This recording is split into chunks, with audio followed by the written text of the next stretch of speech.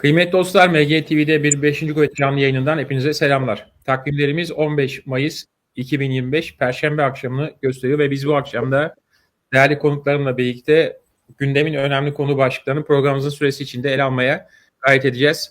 Şu an stüdyomuzda Gürcistan namına Partisi Genel Başkanı Sayın Fazıl Aliyev bizlerle birlikte Batum'dan koşuluyor yayınımıza. Hoş gördük sizi Fazıl Bey.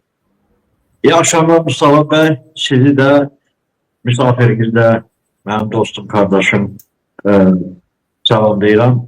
Hem de burada Tiflis'ten, Soğanlık'tan Türk kardeşlerimi selamlıyorum. Aleykümselam. Biz de sizleri selamlıyoruz. Ve Azerbaycan Mustafa Bey, ben de sizi selamlıyorum. Evet, dinleyicileri de sizi de hoş gördük İsa Bey. Bu akşam yine sizin de yorumlarınıza çok ihtiyaç olacak. Çünkü gerçekten çok enteresan dönemlerden geçiyoruz. Suriye, Orta Doğu, Ukrayna, Rusya, bu coğrafya hiç böyle bu kadar hareketlenmemişti. Şu anda neler baş verdiğini anlamamız için gerçekten kıymetli dostlar, sağlıklı analizlere, tahlillere ihtiyaç var. İnşallah bu akşam bütün gündemdeki konulara açıklık getireceğiz. Yayınımız her zaman olduğu gibi MGTV, Mega Türk TV ortak yapımı an itibariyle Twitter, Facebook, LinkedIn'den de canlı yayındayız. Özellikle rica ediyoruz, hangi mecrada bizi izliyorsanız beğenip paylaşmayı, dostlarınızı haberdar etmeyi unutmayın. Bildiğiniz gibi Putin'in geçtiğimiz günlerde gece yarısı yaptığı bir çıkışla barış masasına kaldığımız yerden devam edebiliriz. İstanbul'da böyle bir zemin oluşturulabilir ve eğer böyle bir şey oluşursa tekrar bir görüşme masası oluşturulursa biz buna iştirak ederiz demecinden sonra doğal olarak bütün gözler İstanbul'a çevrilmişti. Trump'ın da bildiğiniz gibi Orta Doğu turu bir yandan devam ediyor. O da bu işlere sıcak bakınca daha önce barış görüşmelerine ev sahipliği yapılan İstanbul'da böyle bir hazırlık, yoğun bir muammalı bir hazırlık görünmeye başladı. Ve nitekim Zelenski çağrıya hemen daha icabet ederek Ankara'ya geldi Türkiye ile ve özellikle Erdoğan'la önemli bir görüşme gerçekleştirdi. Fakat görüşmenin diğer tarafı olan Putin yine kendisinden böyle bir teklif gelmesine rağmen yine son dakikada dün akşam saatlerinde İstanbul'a gelmeyeceğini, onun yerine işte yardımcılarının heyetini gönderdiğini ilan etti, ifade etti, açıkladı. Şu anda bugün İstanbul'da bu danışıklılar masası kuruldu. Ukrayna heyeti gelmesine rağmen işte Rus tarafının görüşlere çok böyle düşük seviyeli bir heyet göndermesinden dolayı katılmadı. Ve Rus heyeti akşam saatlerine kadar bu masada Ukrayna tarafını beklediler. Bu arada Zelenski bir basın açıklaması yaparak gazetecilerin sorularını cevapladı. Rusya'nın yine işte sözünde durmadığını, Putin'in bu konularda daha önce de sabıkalı olduğunu, yani sözüne güvenilmeyeceğini teyit edilmiş olduğunu söyledi ve ancak işte yaptırım yoluyla bu işlerin çözülebileceğini, kendilerinin bu barışa ve ateşkese ön koşulsuz olarak katılmaya hazır olduklarını, buna göre de Cumhurbaşkanı Erdoğan ve ABD Başkanı Trump'a duydukları saygıya göre bu davete icabet ettiklerini söyledi. Ve aldığımız bilgilere göre de akşam saatlerinde Türkiye'den ayrılmış Zelenski'de. Şimdi mesele burada tabii ki doğal olarak şu soru öne çıkıyor. Trump'a göre mi bu işleri yaptı Putin? Niye böyle bir manevra ihtiyacı hissetti? Neden böyle bir çağrıyı kendisi Rusya'nın gece saatlerinde yapıp daha sonra da bu şekilde kendisinin olmadığı bir heyeti Türkiye'ye gönderdi? Bunları konuşalım. İsterseniz İsa Bey, sizinle başlayalım. Sizin bu konudaki değerlendirmeniz nasıl? Teşekkür Mustafa Bey. Mustafa Bey, siz bilirsiniz ki Trump hakimiyete gelirken o çalıştı. Söz vermişti ki ben bu muharebeni dayandıracağım. Biden bacarmadı, ben bunu edeceğim. Ve Zelenski'ye Ukrayna'ya baskılar başladı. Ne kadar baskılar etse de, şantaj etse de Zelenski geri çekilmedi ve Trump'ın cevaplarını verdi. Ve bilirsiniz de orada o son görüşte Amerika'da orada narazılıklar oldu ve Zelenski masanı terk etmeye mecbur oldu. Ondan sonra da o baskılar devam etti. Ama Zelenski güleşe gitmedi. Dedi bizim o torpaqlar bizim konstitusiyadadır ve o torpaqlardan biz hiç vaxt imtina edəsi deyilik. Sonraki o şartları Amerika tarafından, Avrupa tarafından irəli sürülmüş şartları Zelenski kabul etti. Dedi hazıram. Ateşkəsə de hazıram, danışıklara da hazıram. Daha Trump'a yok demedi. Ve Putin mecbur olarak, mecburiyet karşısında kalarak Trump'a hə demək üçün 9 Mayda gece yarı siz qeyd etdiyiniz kimi o jurnalistleri, mass medianı davet ederek belə bir çıkış etti ki ben o görüşe hazıram. Ama bir şart var idi. O qeyd edirdi için yani muharebeni şartlar neceydi? Muharebe dayansın ve o danışıklara bir aylık muharebe dayansın ve biz o danışıklara başlayalım. Putin derdi yok. Muharebe devam etsin. Biz o danışıklara ama o baskılardan sonra yani Avrupa Birliği nümayendeleri bilirsiniz o liderler sert beyanatlarla çıkış ettiler için eğer Putin muharebeni dayandırmasa, ateşkese razılaşmasa biz sert hemen o sanksiyaları tatbik edeceğiz. Aynı çıkışla aynı mövgeden Trump da çıkış ettiği için eğer Putin razılaşmasa, ateşkese gitmese biz o sanksiyaları sertleştireceğiz. Ve Putin mecburiyet karşısında kalarak yani Trump'a hə demək için çıkış etti ve qeyd etdi ki ben razıyım. Ama onun çıkışında bir mesele var idi. Mustafa Bey aziz dinləyicilər. O qeyd etdi ki bu danışıqlar 2020 yılda Mart ayında hala bilirsiniz de onda Mart ayında belli değildi.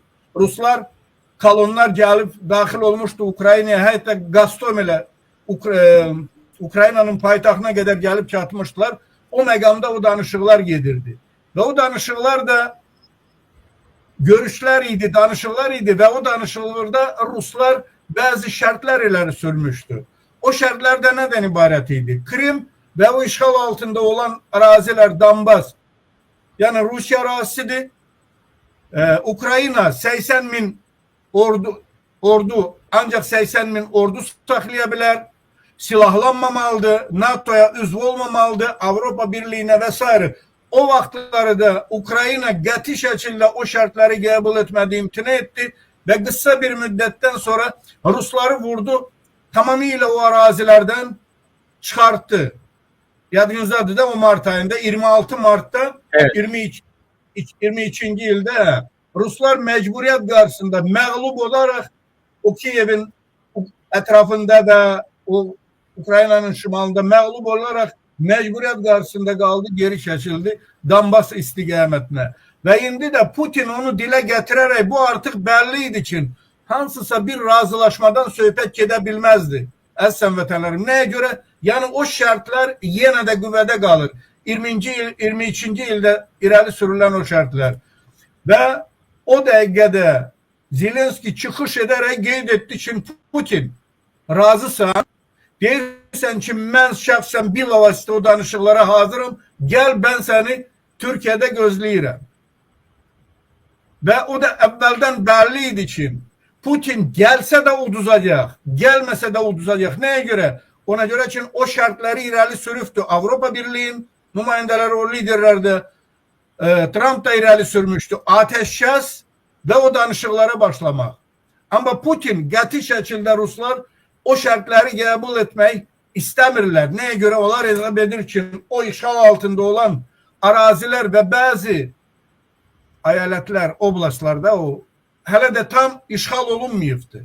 Onlar artık Rusya'nın konstitusiyasına salınıp diye o araziler mütləq Rusya arazisi hesap olunmalıdır. Krim Rusya arazisi hesap olunmalıdır. Ve beləliklə de o evvelden qeyd ettiğim için belliydi ki hansısa bir razılaşmadan söhbət gedə bilmez ve Rusya kimi gönderir? Adi Midinski yani köməkçisini elə bir səviyyədə ki o səviyyədə hansısa bir meseleler masa arxasında həll olunmur.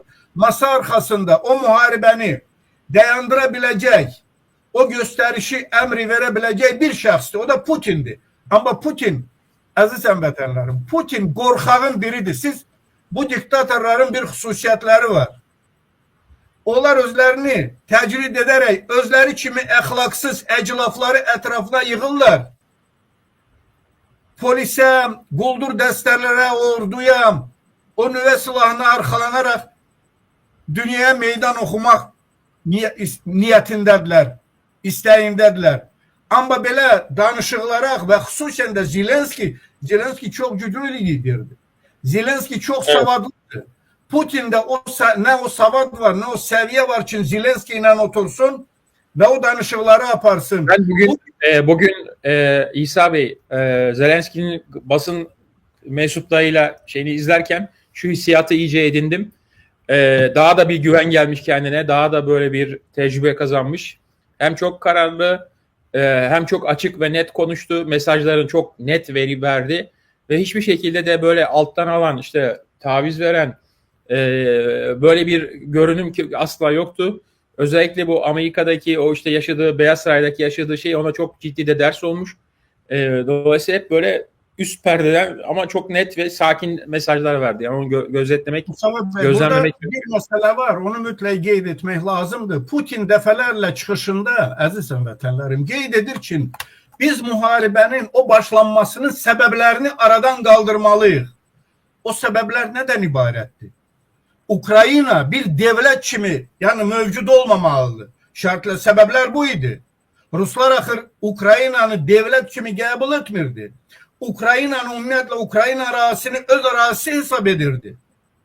Əsas səbəblərdən biri bu idi. Hansı səbəbləri sən indi araşdırmalısan və aradan qaldırmalısan? Sən Ukraynanı devlet kimi qəbul edirsənmi? Ukraynanın ərazi bütövlüyünü qəbul edirsənmi? Etmirsən. Əsas səbəblər də budur. Ona görə də Mustafa bəy, indi bu yaxın zamanlarda Rusiyanı və xüsusən də Putini ancaq bir şərtlə onun qarşısını almaq olur və məcbur etmək olar.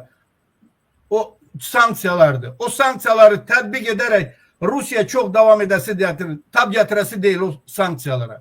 Əminəm ki, Avropa Birliyi də, Amerikada bu sanksiyalara əl atacaqlar. Amma hansısa bir danışıqlardan yüksək səviyyədə və yenə təkrar edirəm, bir nəfər var. O bir nəfər də Putindir. O müharibəni əmri verə biləcək, müharibəni dayandıra biləcək şəxs Putindir.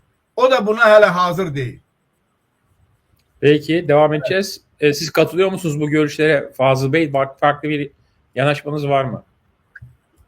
Mustafa Bey, izleyicilerden xahiş edirəm beğenip paylaşsınlar efiri, yorumlara yazsınlar ki dostlarımız da koşulsun efire, daha çok bakıcımız, izleyicimiz olsun.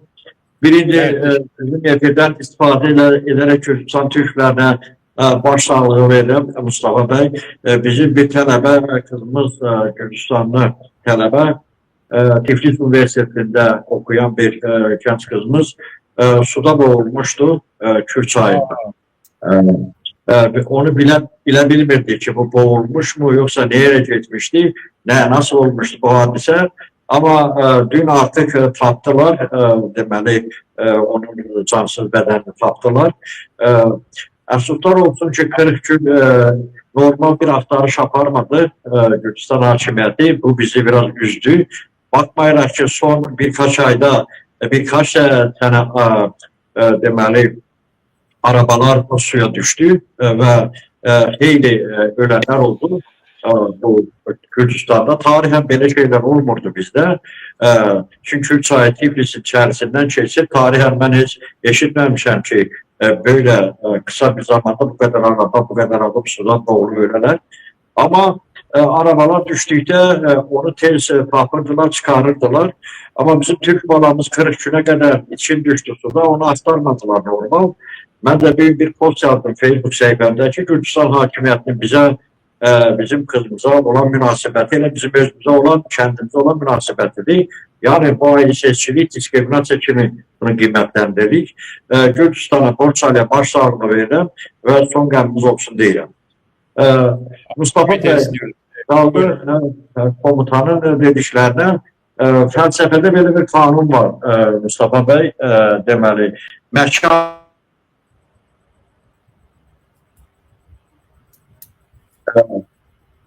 Evet, Fazıl Bey görüntünüz dondu bir ara. Şimdi herhalde düzelecek gibi. Sesimiz geliyor mu size? Ha, normal eşinden bilgilerim sizi ben. Tamam, tekrar baştan alırsanız bir donma oldu çünkü. Deyirəm ki, fəlsəfədə belə bir kanun var, məkan və zaman, tamam mı? Bu gecə saat 2-də Putinin efirə çıxaraq pres konferans yapması və sülhdən konuşması və sülhün də Türkiyədə danışıqların Türkiyədə başlanması həqiqi çox maraqlı bir şeydi. Nədən Putin şimdi sülh təşrifi verdi? Neden gece vakti verdi, zamanı verdi bunu ve neden Türkiye'ni gösterdi? Bunun her birisi deməli çok maraqlıdır. Ben düşünürəm ki, o fikirləri söyləyənə qədər, Türkiye'de sülh danışıqlarına başlanması fikrini söyləyənə qədər, bu mənim şəxsi fikrimdir, subyektiv fikrimdir. Düşünürəm ki, Putin Trump'la uzun danışıqlar apardı ve ondan sonra gecə olsa televizyon karşısına çıxaraq jurnalistlərə konferans keçirərək, mətbuat konferans keçirərək fikrini söylədi. Və Avropada ardıcıl olaraq Rusiyanı hədələyir ki, əgər bir aylıq atəşkəs olmasa, sülh danışıqlarına başlanılmasa, Avropa Rusiyaya qarşı kəskin sanksiyalar tətbiq edəcək. Və Rusiya həqiqətən də bilir ki, kəskin sanksiyalar tətbiq olunduğu halda Rusiyanın enerji daşıyıcılarının Baltik dənizi üzərindən dünyaya çıxışına çox ciddi maneələr törənə bilər. O yüzden də deməli sülh danışıqlarının kendi fikri olduğunu, yəni Avropanın təzyiqi altında yox, Rusiyanın təşrifi olduğu kimi qələbə verərək bu fikri söylədi. Və Türkiyədən də əlbəttə Türkiyəni seçməyi bir çox həm də strateji məqsədlər başlayırdı. Türkiyə savaş başlayandan üzü bəri həm Ukrayna ilə həm Rusiya ilə normal münasibətlər qoruyub saxlaya bilmişdi və Türkiyə yeganə dövlətdir ki, tərəf tutmamışdı. Amma bu danışıqlarda həm Avropa tərəf, həm Amerika tərəf, həm də dünyanın digər super dövlətləri hansı dövləti dəstəklədiklərini açıq aydın ortaya qoymuşdur. Yeganə Türkiyə dövlətidir ki, hansı ki, həm Zelenskidən, həm Putin'dən normal dostluq əlaqələri saxlayır və həm də birinci xatirinizdə 2022-ci ildə Türkiyədə başlamışdı bu sülh danışıqları və normalda gedirdi, çox gözəl də nəticəsi ola bilərdi. Amma Londranın təşrifindən və sonra da Macron və Almaniyanın da bu işə qoşulmağından sülh danışıqlarını pozdular və Zelenski bu danışıqlardan çıxdı, savaşı davam etdirdilər. Və bu savaşdan sonra Türkiyədə isə İstanbul danışıqlarından sonra aşağı yuxarı 1 milyona qədər Ukrayna vətəndaşı öldü. Qarşı tərəfdən də, Rusiya tərəfdən də xeyli didərcindən düşdü. Böyük qırğınlar oldu, böyük itişilər oldu, dağıntılar oldu. Düşünürəm ki, Avropa, əgər Zelenski Avropanı dinləməsəydi o vaxtda, yəni savaşı o vaxtda dayandırsaydı daha iyi olardı. Amma şimdi də deməli artıq gec deyil. İndi bilirsiniz nasıl bir Mustafa Bey. Söylüyorlar ki... Peki şimdi de geçti diyorsunuz ama işte masaya gelmiyor Putin. Nasıl olacak? Bilir misin nasıldı? Yani bu masaya gelse belə Putin bu tarafa otursa Zelenski'den %100 yani bu hiçbir nəticə verəsi değil Mustafa Bey. Yani bu bir saat... Neye göre çağırdı o zaman? Yok bilir misin nasıldı? Yani bu bir saate, 2 saate hem olan mesele değil. Bu danışıqlar bilirsiniz ki, hələ ki aşağı eşalonda bu danışıqlar başlanır. Tərəflərin təklifləri, fikirləri və mübahisəli məsələlər ortaya qoyulur və birinci şəxslər, yəni prezidentlər o vaxt görüşürlər ki, nə zaman ki artıq demək olar ki, danışıqlara çox yaxın olurlar. Yoxsa bu dəqiqə sıfırdan başlasalar, bu çok uzun süren bir məsələdir. Yani artık 3 il nəticədə savaş gedir, xeyli itişilər olur, xeyli deməli problemlər yaranır. Lidercin düşənlər, itişin düşənlər, dünyaya yayılmış Ukraynalılar, Rusiyanın özündə çox problemlər olmuş. Komutanın İsa bəy demişəm, bu müharibə nədən başlamışdı? Bunun özü də bir sual idi ki, yəni Rusiya bu müharibəni, savaşı nədən başladı və bu həqqə nəyi əldə etdi və nəyi əldə etmək etdiyi ona çatdı mı? Ona görə də mən düşünürəm ki, Putin İstanbul'a gəlməyi və Türkiyəyə gəlməyi, sonra Trump'ın da ona gələcəyi halda bunlar üç tərəfli müzakirə edə bilərdilər ki, ümumi hansı kontekstdə, hansı istiqamətdə razılaşmalar olsun və mən bilən Zelenskinin bu istiqamətdə razısalmaq problem deyil. Və Putin də həmişə deyir ki, Zelenski mən qeyri-legitim prezident sayıram, onun prezidentlik zamanı keçibdir və mən düşünürəm, danışıqlar başlayacaq, mən böyle anlayıram. Yəni, siz söylüyorsunuz ki, gələn nümayəndə heyət çox aşağı nümayəndə heyətidir. Yenə deyirəm, Mustafa Bey, onlar qərar vermirlər. Onlar sadəcə olaraq danışıqları başlayırlar, özü də çox aşağı deyil. Onların orta və yuxarı təbəqəni, mən onların vəzifələrə də baxıram. Yəni, Rusiya Federasiyası ki, böyük bir dövlətdə həmin vəzifə sahibləri, böyük vəzifə sahibləri sayılırlar. Onlar sadəcə olaraq gəlib danışıqları başlayırlar. Moskovdan və yaxud Ukrayna tərəfi Kiyevdən razılaşdırılmış halda bu danışıqlar davam edir. Artıq bu danışıqlara yaxınlaşdıqları vaxt, yəni yaxınlaşma baş verdiyi halda, o halda artıq bakanlar səviyyəsində, sonra da prezidentlər səviyyəsində artıq buna imza ata bilərlər. Mən düşünürəm ki, bu razılaşmanı Putinlə Zelenski yox, bu danışıqlara aparmalıdırlar. Əsasən Amerika və Avropa adından Amerika Trump, Putin, Erdoğan, Sayın Erdoğan bəy, bunlar aparmalıdırlar, düşünürəm. Və bunlar razılaşsalar, Zelenski mütləq razı qalacaq. Bu danışıqlarda biz bilirik ki, Trump istədiyinə çatdı, Trump iş adamıdır və Amerikanın maraqlarını düşünmür bu dəqiqə, nə o Rusiyanı düşünmür, nə də Ukraynanı düşünmür və Ukraynanın təbii ehtiyatlarının uzun müddət Amerika tərəfindən kullanılması və orada xeyli milyardlardan dollar gəlir götürüləsi artıq imzaladılar, bu razılaşma var. Yəni öz gələcək gəlirini və bu müharibədə xərclədiyi məsələləri Amerika artıq garantiya aldı. Ona görə də Trump'ın itirəcəyi bir şey yox. Burada itirən Avropa oldu, Ukrayna oldu və Rusya oldu. Və düşünürəm ki... Herkes kaybetti. Herkes kaybetti, öyle mi? Herkes kaybetti, öyle mi? Herkes kaybetti, Amerika kazandı. Amerika yani kendi eski köyüne silahlarını sattı bu savaşta. Sattı, xeyli para kazandı. Bununla yanaşı hem de Ukrayna'nın təbii ehtiyatlarının yeraltı yataklarının uzun müddət kullanılmasından hatta deməli sənədli imzalaması yani yenə kazançlı olmağını göstərir. Ama burada bir şey qeyd eləməli ki, Mustafa bəy, hem Rusiyanın özündə, hem Ukraynanın özündə, hem də Avropada böyük hərbi sindikatlar var, oligarklar var. Kimlər ki bu hərbi sahədə silah istehsalıyla məşğuldular. Onlar bu savaşta çok büyük paralar kazandılar ve kazanmakta devam edirlər. Ona göre de bu qüvvələrin böyük əksəriyyəti savaşın bitməsində maraqları yox olar. Onlar istəyirlər ki, müharibə davam etsin. Həm deməli para kazansınlar, hem de ki Avropa korkur ki Ukrayna savaşı bittikten sonra Putin ne formadasa da sonra Avrupa'nın üzerine gelsin. Ve onlar Ukrayna'da faktiki olarak Avropa canlı kalkan kimi kullanırlar Ukrayna'nın. Yani Ukrayna'nı vermişler kabağa Rusya'ya karşı, tamam mı?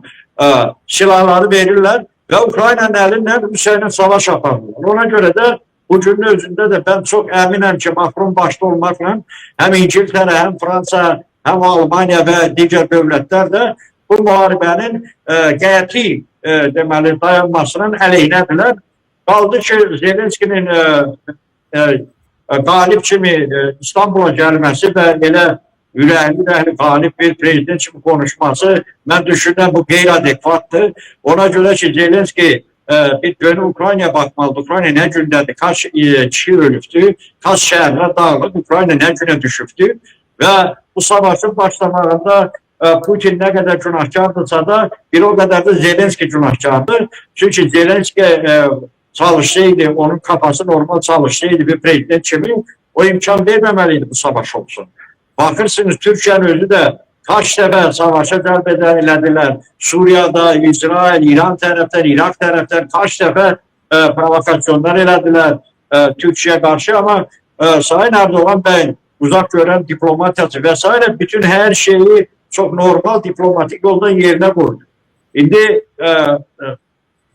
bir televizyon şovmenin gelip dünya siyasetinde böyle konuşması açığını deyirəm, bir balaca normal görünmür. Ona göre ki eğer o hakikaten Ukrayna'nı düşünürse, halkını düşünürse de o təcili sürətdə xahiş eləməlidir Erdoğan Bey'den de Trump'tan da ki bu savaş dayansın.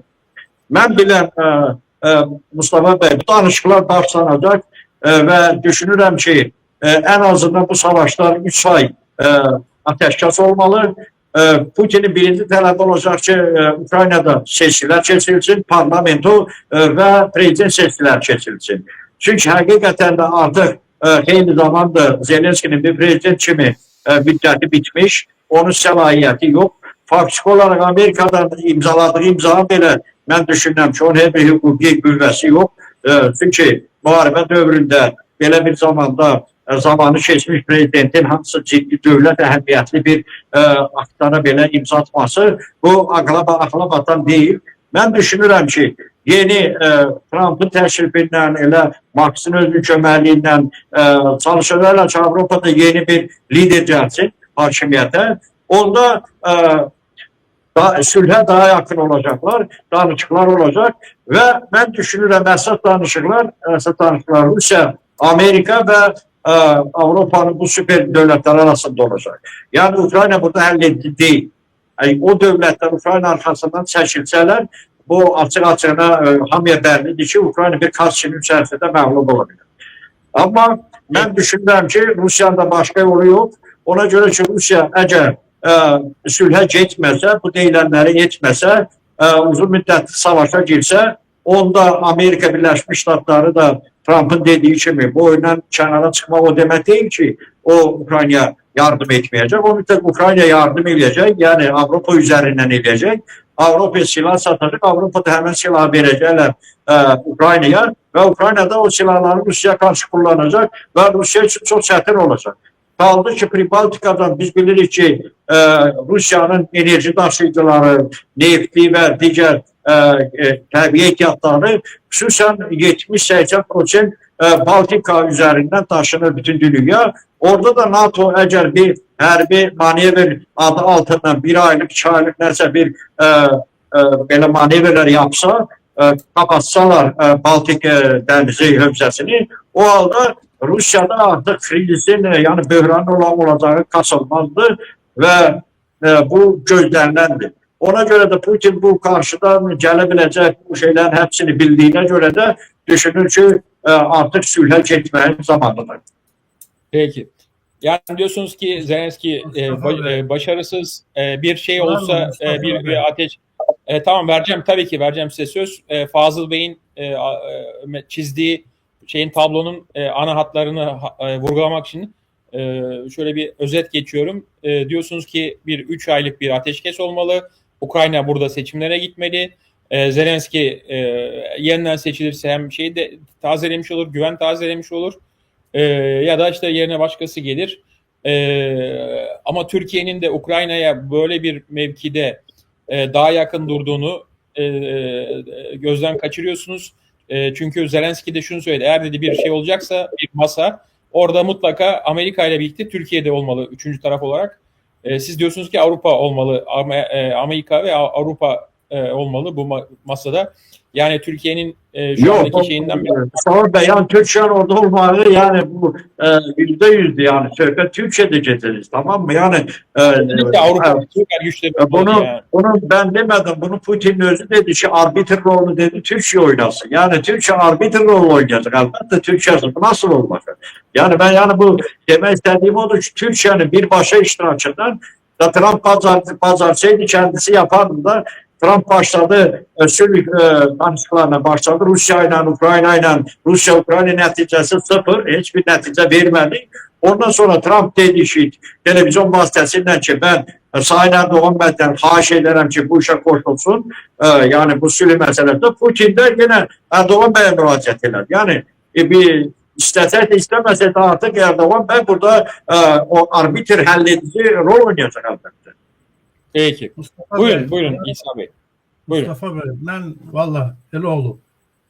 Çox təəssüflər olsun ki, bax, bir Eloğlu Gürcüstanda bu qədər müharibələr yaşadıq Azərbaycanda və bu müharibə belə yanaşmağı mən heç cür qəbul etmirəm və başa düşmürəm. 90-cı illərdə Avropa Rusiyanı məcbur etdi Qafqazda bu müharibəni başlayıb o torpaqları işğal etmək. Azərbaycanda, elə Gürcüstanda 2008-ci ildə əgər Avropa silahları satır, Ukraynanı irəli verir, silahları satır, pul qazanır, deməli Türkiyə də qazanır da. Elədirmi? Türkiyə tərəf, sən dedin tərəf tutmayıb, amma Türkiyə müharibənin ilk günlərindən Ukraynanın tərəfindədir. Ukraynanın ərazi bütövlüyünü dəstəkləyir. Ukraynanı qarant kimi çıxış edir. Biri, ikincisi də hələ Avropa silahları verməyəndə Türkiyə həmən o bayraqdarları zadı, o bayraqdarlar üçün o hücumların qarşısını aldı. Deməli, Türkiyə də qazanır. Bu nə yanaşmadır? Bu niyə belə siz yanaşırsınız?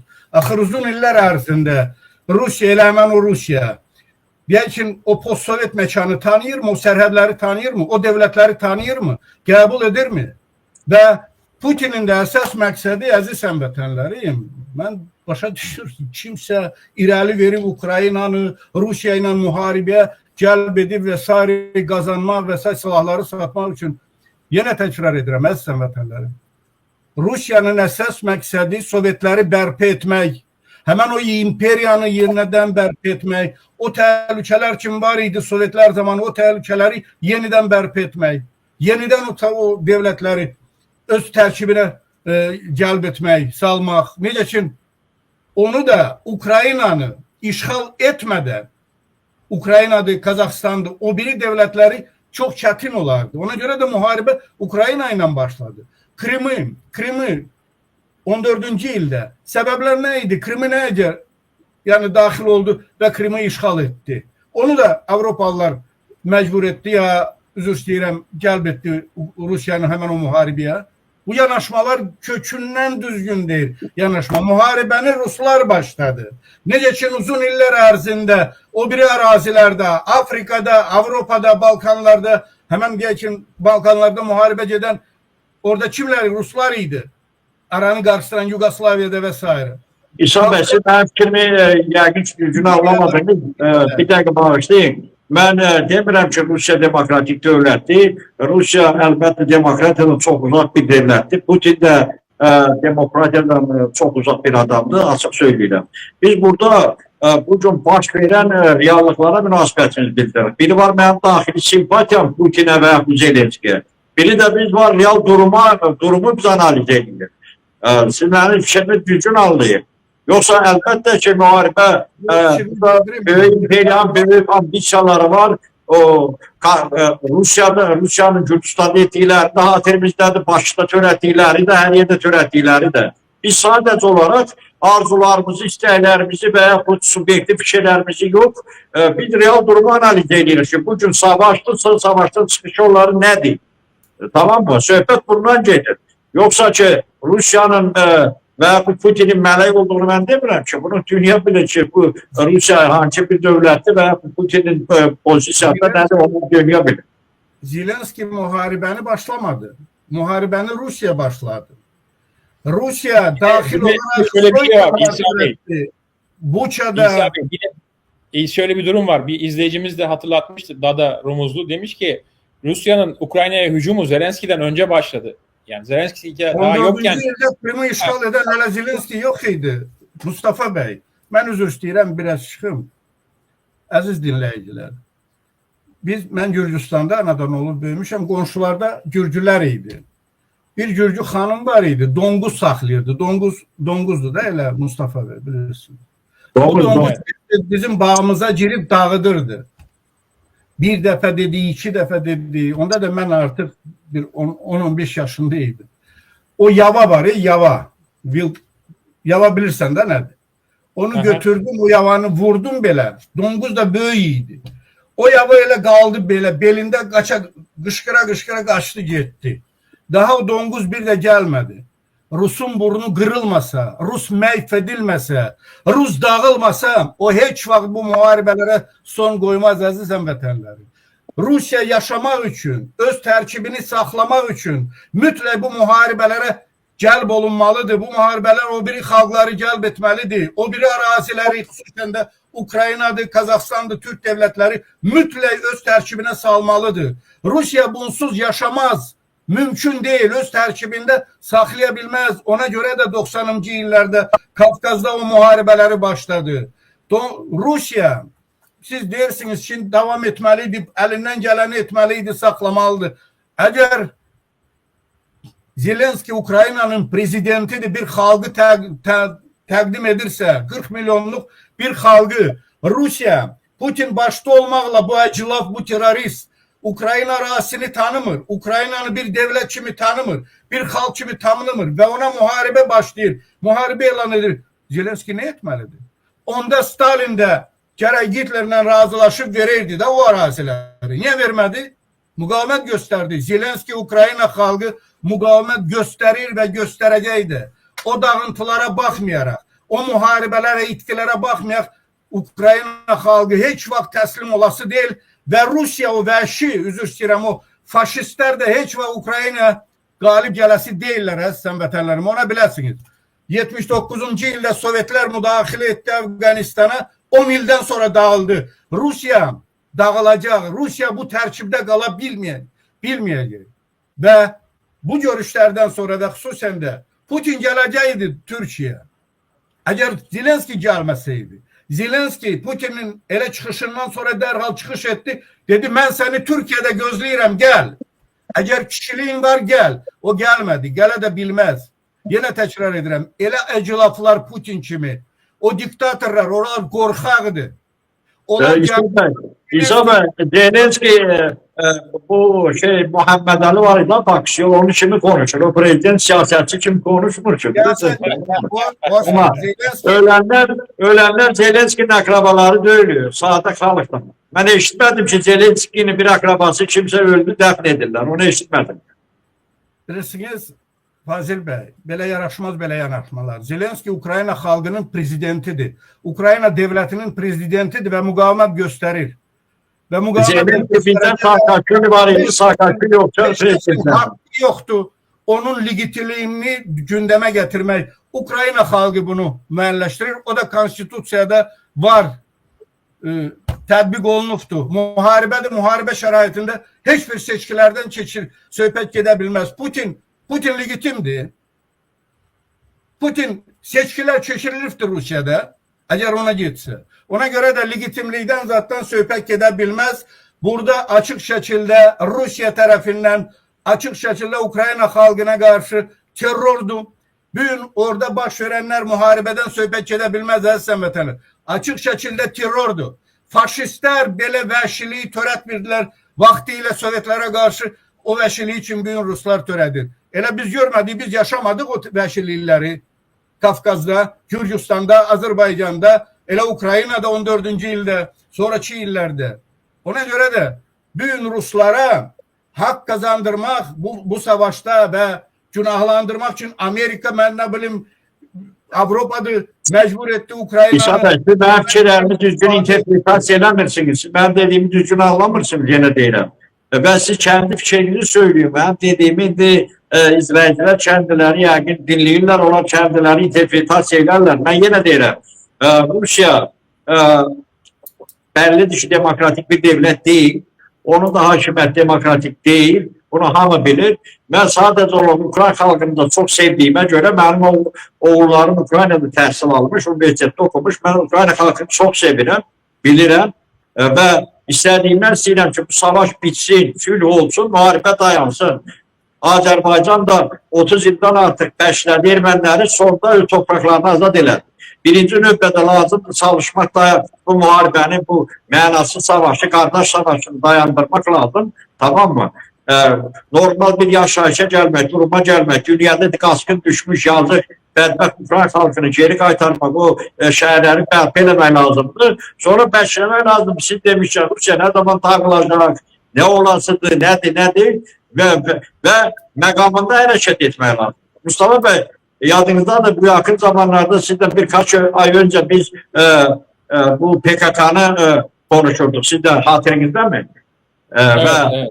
Orada yadınızdadır, onu biz sizden mübahisə elədik. Siz de dediğiniz şey PKK silah atan değil, böyle olacak, böyle olacak. Ben size eminlikle dedim çatacak ki PKK bitti dedim, tamam mı? Çünkü artık Türkiye değil. Türkiye'nin puanları dünya meydan okuyur. Türkiye'nin hərbi silahları vesaire zamanı değişir. Mekan değişir, vaxt değişir, her şey değişir. Ortada bir silah bırakma falan yok Fazıl Bey. Daha şu an danışıklar gidiyor yani. Pazarlıklar gidiyor. Yok, gene deyirəm, o pazarlıklar Amerika ile gedir, o kalanı boş şeydi, o həbsdə olan onların lideri zaten hepsi boş şeydi. Bu Amerika'dan Türkiye razılaşmasıdır, bunu bilin ve onu da konuşacaklar ve hakikaten de bu PKK-YPG söhbəti bitti artık. Dünyanın yeniden bölüştürülmesi gedir. Bizim de çok az məlumatımız olduğuna göre fikir söyleyə bilmirik ki, dünyayı nasıl böləcəklər. Ben onu bilirəm ki, Türkiye dünyanı bölənlərdən biridir. Buna çok sevindim. Türk olarak fəxr edirəm bundan da. Sayın Erdoğan bəyə də çox sağ ol deyirəm. Qaldıysa bəy, ben Rusya xalqına yox, Rusya hakimiyyətindən sözümüz ola bilər bizim. Əlbəttə, yenə deyirəm, Rusya hakimiyyət qeyri-demokratik bir hakimiyyətdir. Amma mən Ukrayna hakimiyyətini demokratik saymıram. Çünki o sünni inqilablarla Saakashvili kimi hakimiyyəti gətirilmiş zorla, Soros'un parasıyla gətirilmiş qruplardandır. Bu da artıq görülür. Və yenə deyirəm, əgər həqiqətən Ukrayna xalqı bu dəqiqə seçim keçirsə, savaşı istəyirmi, istəmirmi, tamam mı? Bak, böyle bir mövqeyini ortaya koysa ben düşünürüm ki sülh əldə eləmək daha asan olacak. Nəinki böyle. Ben fikrimi deyirəm. Yani Ukrayna xalqını sevdiyimə göre deyirəm. Siz düşünmeyin ki ben Rus xalqını çok sevirəm. Ukrayna xalqını sevmirəm. Yok, siz düşünmür. Fazıl Bey, Azerbaycan'dan, Rusya'dan farklı olarak Ukrayna xalqı kölə xalq değil. Ukrayna xalqı müstəqil xalqdır, azad xalqdır. O seçimini edə bilir. Ona nə Soros hansı şərtlər maliyyələşdirə bilər. O seçim Ukrayna xalqının idi. Bax, bu müddət ərzində elə götürək 91-ci ildən Ukraynada neçə prezidentlər dəyişdi və onların hamısını Ukrayna xalqı dəyişdi. Soroslar dəyişmir. Putin kim dəyişdi? Putin ha vaxt orada seçkilər keçirdi. Azərbaycanda ha vaxt seçkilər keçirdi. Gəlin buna biz toxunmayaq. Bir də Mustafa Bey, ben söylediğimi interpretasiya eləmə, kendi fikrimi söyləsən. Yəni deyirəm, bax, Ukrayna xalqı, siz dediniz Soros, mən bu cavab olaraq dedim. Ukrayna xalqını nə Soros pulla ala bilər və kimsə də. O Ukrayna xalqı azad xalqdır. Azad sevən bir xalqdır və o seçimini də edibdir və o düzgün seçim də bu müharibə də göstərdi ki, Ukrayna xalqı düzgün seçim edibdir. O ki qaldı o danışıqlar, Mustafa bəy, onu biləsiniz. Dünya dağılsa da Ukrayna'nın iştirakı olmadan heç bir danışıq, heç bir razılaşma qəbul olması değil. Onu biləsiniz. Kim olur olsun, istəyir Amerika olsun, istəyir Türkiye olsun, Rusya'da kim olur olsun, o masada Zelenski olmalı. O masada Ukrayna olmalı. Elbette. Ona göre de kimse hardasa Ukrayna'nın arazisini böləcək, Nasıl olursa da, lütfen ben hukukçuyum, xahiş edirəm, bir dəqiqə xahiş edirəm. Atıram məsələn, bunlar razılaşsın ki 3 ay, 4 ay savaş dayandırılsın. Savaş dayanan kimi artık Zelenski qeyri-legitimdir. Ona göre ki bunun prezidentlik zamanı uzadılıb, ona göre ki savaş gedir. Savaş dayananda mütləq Ukrayna konstitusiyasından artık seçkilərə gedilməli. Yani bu Ukrayna konstitusiyasının tələbidir, anayasanın tələbidir. Ki o vaxt seçkilər dayandırır ki ne zaman savaş gedir. Savaş dayandı. Dayandı, artık bu qeyri-legitimdir. Bu legitim olmaq üçün təkrar seçkilərə getməli. Siz elə söylüyorsunuz ki, bir dəqiqə xahiş edirəm. Siz deyirsiniz, yok orada oturmalıdır. Sanki siz Ukrayna xalqının yerine karar verirsiniz ki, yok təkrar siz Zelenski'ni seçməlisiniz. Təkrar Zelenski bir de seçkilerde oturmalıdır. Kardeşim, bunu Ukrayna xalqı seçim edəsin. Əgər Ukrayna təkrar Zelenski'ni prezident seçərsə və bugünkü radanı da təkrar seçərsə, Deməli, Ukrayna xalqı təkrar savaş etmək istəyir, o kendi arzusu, kendi fikridir. Amma savaş dayandısa, artıq %100 təkrar seçkilərə gedilməlidir. Bu, Ukrayna anayasasının tələbidir. Fazil Bey, tam razıyam. Muharebe dayanacaq, şərait yaradılacaq, seçki keçiriləcək. Elə muharebe dayandı, milyonlarla Ukraynalılar, yani hemen işgal altında olan ərazilərdir. Milyonlarla, en azı 8 milyon Ukraynalılar bugün Avropa ülkelerindədir. O mühit yaranmalıdır ki, o seçkiler keçirilsin. Ama muharebe şəraitində Ukrayna konstitusiyasında da var. Zelenski legitim prezidenttir ve onun legitimliğini heç şey şüphe altına alabilmez. Bu biri. İkincisi de o ki kaldı, bir için siz deyirsiniz için yani yalvarmalıdırlar, Putin'i dayandırmalıdırlar. Ne yalvarmak lazımdır, ne de özür istəyirəm, ayrı bir şart kabul olunmazdı. Ancak sert o sanksiyalar, o tətbiq olunar. Əminəm ki, bu yaxınlarda o sanksiyalar mütləq tətbiq olunacaq Rusiyaya qarşı. Diye için Ukrayna'da Rusya dayandı. Yani bu muharebe dayandı. Bununla da bitəcək mi muharebe? Növbədə Kazakistan'dır. Növbədə Kafkaz ölkələrdir. Növbədə Pribaltikadır. Siz bilmirsiniz. Zaten ikinci turda onu konuşalım diyorum. Yani Türk dünyasına ne gözlüyor Rusya bu yeni dönemde, onu da konuşacağız, evet. Mustafa Bey, ben bu artık biz geçmişi bir yaşamışıq. Ben en azı 17 yıl Sovyet ordusunda hizmet etmişim ve bilirəm onları. Onların esas məqsədi bugün yeniden o imperiyanı bərpa etmək, yeniden o respublikalarını öz tərkibinə salmaq. Ona göre için o respublikalarsız, Ukrayna başta olmaqla, Ukraynadır, Kazakistan'dır, o biri Türk devletləridir. O devletlersiz Rusya ayakta kalmak şansı yoktu. Bunu başa düşməlisiniz əziz vətəndaşlar. Ona göre de diye için Ukrayna'da muharebe dayandı. Bununla da muharebeler bitecek mi? Yok, mümkün değil. O muharebeler devam edecek. 5-10 ilden sonra Rusya yeniden ayağa kalkan kimi nece 90'cı illerde 90'cı illerde sökürdü. Dudayev Allah rahmet etsin 15 minlik orduyla 140 minlik Rus ordusunu dizi üstə söktürdü. Yok etti, mahvetti. Eğer Rusya bugün hakikaten ele güçlü olsaydı, Kore'den, Şimali Kore'den, Kitay'dan, özür dilerim Afrika'dan, Arap ölkəlerinden onları davet edebilirdi mi? O muzluları zadı, orduları getirip Ukrayna arazisine salardı mı? Tam mesuliyet, bunu demişəm həmişə. Ruslar heç vaxt döyüşən olmayıb. Ruslar vəhşiliyle, özür istəyirəm, onun bunun hesabına hemen o vaktiyle kimi o qələbələr zatlar əldə olunmuşdu. Onlar kimin vasitəsi, kimlər idi o qələbənin, özür istəyirəm, qələbə kimlərin vasitəsilə də belə deyək. Kazaklar idi, yani Türklər idi, Ukraynalılar idi. Ruslar ha vaxtdan döyüşən olubdu. Mən yenə təkrar 17 il Ruslar Sovyet ordusunda xidmət etmişəm və Rusları məndən yaxşı tanıyan ola bilməz. Ona görə də bu müharibə əminəm ki, və tam məsuliyyətlə deyirəm, Rusiyanın məğlubiyyəti ilə mütləq nəticələnəcək. Rusya bu savaşda Ukraynaya galip gelme şansı yoktu ve gelebilmeyecek. Hiç vakit. Evet. Fazıl Bey, size çoklu sorular var. Almanlar da geldi. Ben bir iki cümleyle buyur İsa Bey. Buyur fikrini tamamla. Vaktiyle Mustafa Bey, vaktiyle bir için o Hitler'le kimse gelip masa arkasına oturabilirdi mi? Bir o bazıları elə Trump başta olmaqla gedib o qatillə, o teröristle, o faşistlə üz-üzə oturup onu legitimləşdirirlər. Axır ona qarşı cinayət işləri başlayıbdır. Elə bəzi o Avropa o ölkələrinin lideri də eyni şəkildə.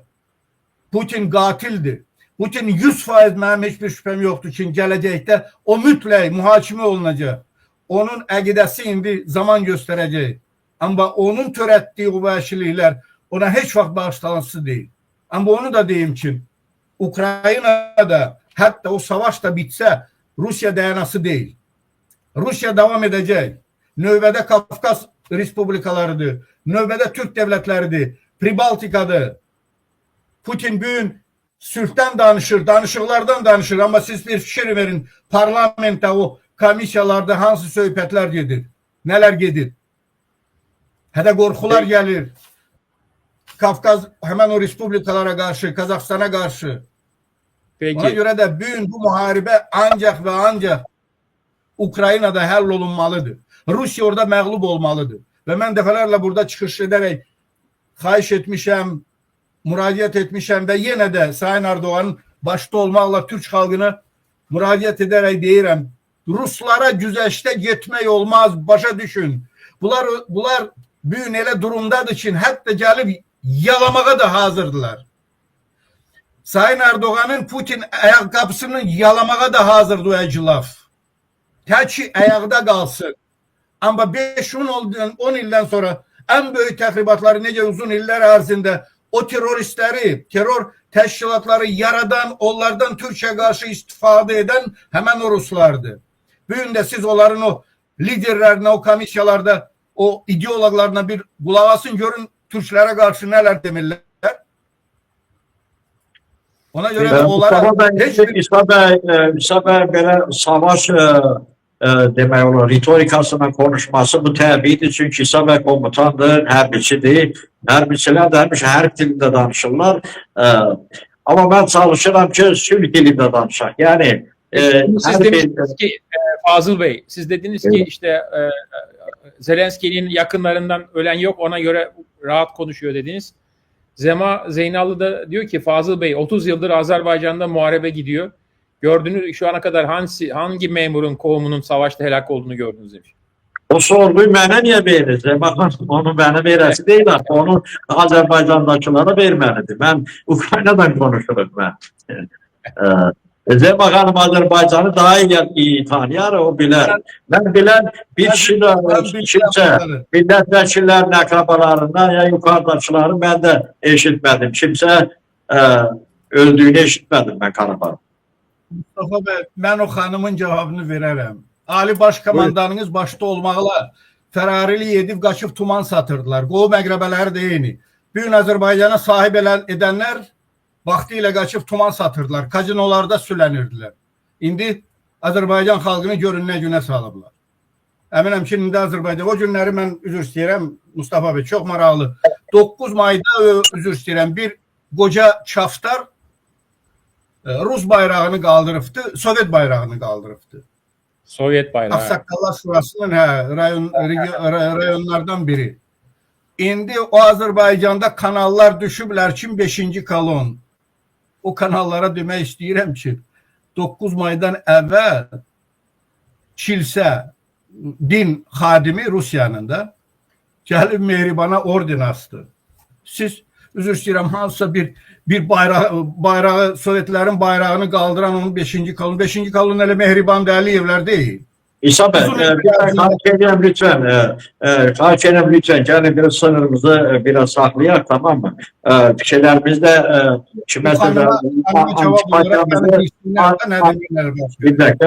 kimese karşı olan antipatiyamızı bu reallik kimi qələbə vermiyor, tamam mı? Ben ne dedim ya, bilirsin, İsa Bey söylüyor ki Rusya Orta Asya'nı, Kafkazları her yeri işgal edecek ve geleceğe istediğini kesmiş Rus imperiyatını bərpa edecek vesaire. Bir halda ki Sayın Erdoğan ben başçılığıyla Turan Devletler Birliği konsepsiyası ileri sürüldü. Birçok işler görüldü. Buna bakmayla bu Türkistan'da, Orta Asya'da, Özbekistan, Türkmenistan, Kazakistan gettiler. Bu Kıbrıs meselesinde Türkiye xəyanət elədilər, tamam mı? Eğer hakikaten de bunlar istəyirdilərsə, bunlar Rusya tərəfindən işgal olunmasın, onda Turan Devletler Birliğini devam etmeliydiler. Şuşa deməli beyannamesine oxşar Türkistan da Türkiye ile bir imza atmalıydı. Kardeşliğe, bir devlet olmasına hərbi alyans yaratmalıydılar ve kendilerini korumak için garanti almalıydılar. Bunların kendileri özlerini balinanın ağzına atırlar. Yani bunları koruyabilecek yegane güç Türkiye'ydi. Bunlar da Türkiye xəyanət edirlər, tamam mı?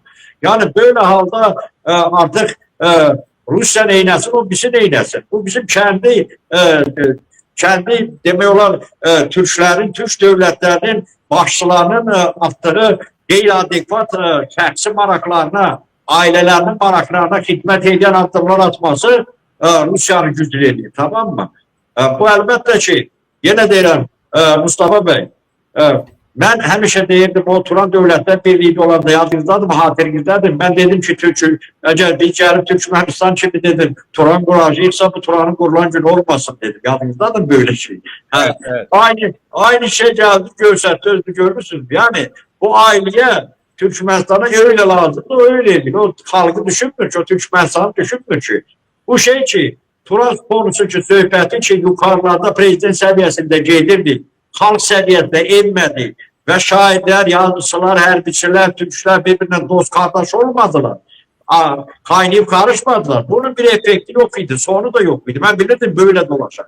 Çünkü devlet başçılarının her birinin kendi özlerinin hakimiyet varakları var. Bunlar daha çok hakimiyette kalmak için daha uzun 40 il, 50 il, 100 il bizim bilirsinizden ölene kadar Müslüman Türk ölene kadar geçme hakimiyetten, tamam mı? Yani bunlar yalnız bunu düşünürler. Sonu da neticesi de belli olur. Ona göre de eğer hakikaten Türkistan'da bir demokratik düşünceli bir halk varsa, devletler ve insanlar varsa, partiler varsa, orada Türkçülüğünü sübut eləməlidirlər. Onlar kalkmalıdır ayağa, hakimiyyətləri dəyişməlidirlər, milli qüvvələri hakimiyyətə gətirməlidirlər. O halda artıq Rusiyanın həmin Türkistan, həmin dövlətləri işğal etmək riski sıfır. Ama indi kendisi özleri derler ki biz hazırız, gelin istenilen bak biz sizi kabul ederiz. İktidardan söyleyin Mustafa Bey. Bak durum böyle. Peki zaten bu konuya geçelim artık, zaman geldi. Şimdi sorum şu İsa Bey. Bu 9 Mayıs'taki zafer geçidine Azerbaycan Cumhurbaşkanı İlham Aliyev önce katılacaktı. Bunun duyurusu yapıldı. Hatta işte 80 askerlik bir birlik de gönderildi.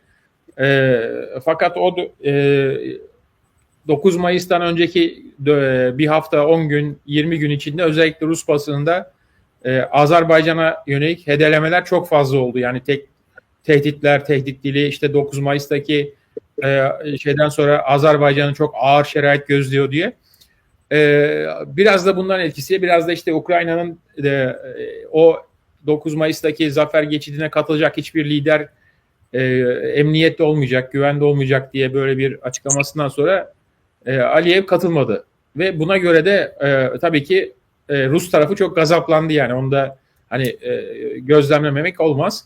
Bu bayrak meselesi, Sovyetler Birliği bayrağı provokasyonu ve başka diğer provokasyonları buna bağlı bir fakt olarak, yani Putin'in bu işleri artık şahsen ele alması olarak da gözleyebilir miyiz? Yani 5. kol faaliyetini.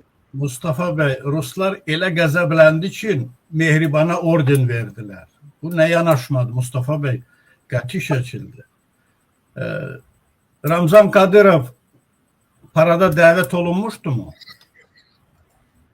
Bilmiyorum. O iştirak etti mi paradda? İlla ki edilmiştir. İlla ki etmiştir. Getməmişdi. Ona ihtiyaç da yok idi. O bəzilərində için araya atıblar. Ruslar qəzəbləndi, Aliyev getmədi. Aliyevin oraya getməsinə ihtiyaç yoktur. Aliyev Rusiyanın gazını, neftini satır. Milyardları Rusya ötürür. Aliyevin oraya getməyə ihtiyacı yoktur. Ve bu Putin de bunu çok güzel bilir. Hamı da çok indi atıblar ortalığa. Bu oyundu Mustafa Bey. Bu yaxınlarda bilirsiniz de İngiltere'de sanksiyalar tətbiq ettiler Azerbaycan'a qarşı. Evet. Rusiyanın gazını, neftini Ruslar niye qəzəblənməlidir? Üzr istəyirəm, Putin niye Aliyevi ifşa etməlidir? Aliyev getdi paradan, bu görüntündü. Aliyev eşq olsun getmədi. Mən nə bilim Trump, Putin ondan üzr istəmədi vesaire. Mustafa Bey belə şeylerden uzaq olun. Azerbaycan mən demişəm, lazım olsaydı eğer ihtiyaç var idirsə, Putin bir gəmi gönderip eğer imtina edirdisə kulağından tutup oturduk gəmiyə aparardı Qırmızı Oğuz. Qəti şəkildə. Heç kəsə sır değil ve bu yaxınlarda da her şey belli oldu. Azerbaycan Rusiyanın yani yardım edir, sanksiyalardan yayındırır, milyardları gönderir, Rusiyanın neftini, gazını satır. Bu heç kəsə sır değil. Açıqlandı, belli oldu artık. O niye getməliydi? Deyirəm yenə də təkrar. O qədər qəzəblənmişdi ki, nəzəm vətənlərim, Mehribana gətirdi, orden verdi. İmtina ederdi də. İmtina ederdi 22. ildə 22 fevralda Rusiya ilə o strateji əməkdaşlıq sazişindən imtina edərdi. Deyərdim, hə, həqiqətən belədir. Peki İsa Bey, verərdi o TR'ye. neye göre bu uçak meselesinden sonra Cumhurbaşkanı Aliyev dedi ki bu işin peşini bırakmayacağız, işte tazminat, özür bekliyoruz. İşte Rusya'daki Rus kültür evini bağlattı. Yani neye göre o zaman bu çıkışları yaptı? Bu indi nəsə deməlidir. Ona razılıq verib, icazə veriblər. Onun əsas missiyası bu bəyanat zad vermək yox. Onun missiyası qaz Rusiyanın o sanksiyalardan yayınması, Rusiyanın maliyyələşməsi. Onun əsas vəzifəsi budur Mustafa bəy. O qalan belə dedi, elə dedi, ora getmədi və s. gəlmədi. Bundan uzaq olun belə şeylər. Biz o qədər bilmirik Əliyev kimdir. Bilmirik Əliyevin ailəsi kimdir. Nə ilə məşğul? Mesela uzun illər ərzində yaxşı Mustafa bəy. Bu xalqa nifrət edir. Özünü xalqdan təcrid edib. Azərbaycan xalqına kimə arxalanaraq bu gün hakimiyyətdə qalır uzun illər ərzində? Onun sahibi var. Və sahibinə sədaqətlə xidmət edir. Sahibinin dediklərini edir. Yenə təkrar edirəm. Azərbaycana qarşı o sanksiyalar tətbiq olunur Rusiyanın neft və qazını satmağa görə. Peki siz mesela şu şeylere katılmıyor musunuz? Bu uçak düşürüldüğü zaman sivil uçak Azal Hava Yolları'nın aynı anda de havadaydı biliyorsunuz. Cumhurbaşkanının uçağı da havadaydı. Apar topar geri döndü. Esas hedefin o olduğu iddialarına Rusya'nın bu işine yani planlayıcısı oldu. Yani onu da aradan çıkartmak istediğine dair iddialara ne diyorsunuz? Biz onu müzakirə edərək o vaxtları, mən bilmirəm sizin kanalda oldu mu yoxsa yox, orada məqsədlər var idi, əsas məqsədlər. İlk o versiyalardan biri nə oldu? Ukrayna puaları vurdu. Yadınızdadır da.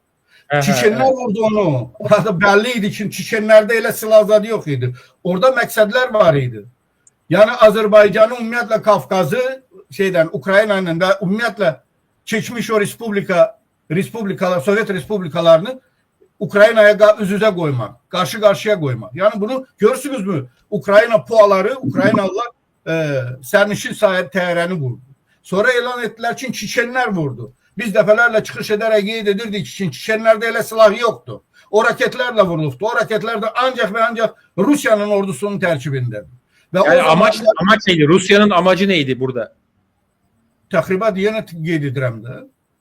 Qeyri-rəsmi samit idi də o MDB ölkələrin rəhbərləri Putinin yanına yığışmışdılar o vaxtları. Məqsədlər yani ben var. bunu şunun için İsa Bey şunu öğrenmeye çalışıyorum.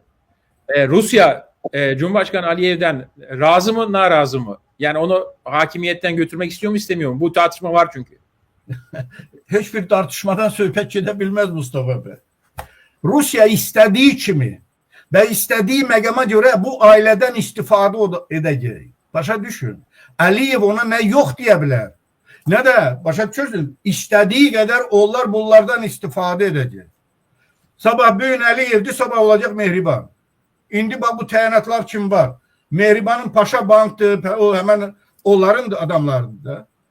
Təyin olunanlar da bəllidir də, bu ailədir də.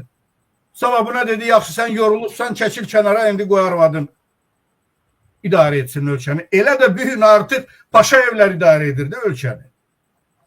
Tamam, yani bu da bir söylentilerden biri de bu, işte onun yerine Mihriban Aliyev'e getirmek istiyorlar diye. Ayrı Mustafa Bey, bunlar Ruslara çox sadiqdir bu ailə. Bu ailə bu xalqı, Azərbaycan xalqını yox edib məhv etməyə hazırdır ki, Rusların qarşısında götürdükləri ötəliləri yerinə yetirsinlər.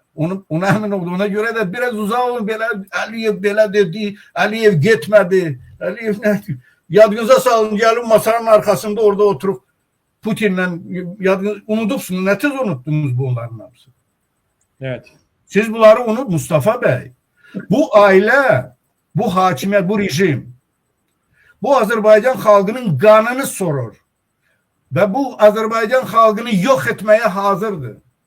Nəyə görə? Ona görə ki, sahiblərinə xidmət edirlər. Bu xalqa xidmət etməyiblər. Deyək ki, Əliyev Putinlə üz-üzə gedir.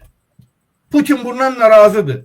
Xalq 99% xalq Azərbaycan xalqı bu ailəyə, bu nəsilə nifrət edir. Kim arxalanır bəs bu Azərbaycan Şimdi bu rejim? İsa Bey, bundan aşağı yukarı hep her birini çok konuştuk. Benim burada yeni bir durum var mı yok mu onu anlamaya çalışıyorum. Çünkü Rus medyasında da hem Aliyev'e karşı çok ciddi hedelemeler var, şeyler var, tehditler var. Bunlar da hakimiyetten bağımsız olmaz herhalde. Yani neye göre bu kadar çok tahkir ediyorlar, hedeliyorlar, tehdit ediyorlar Rus gazeteciler Azerbaycan hakimiyetini?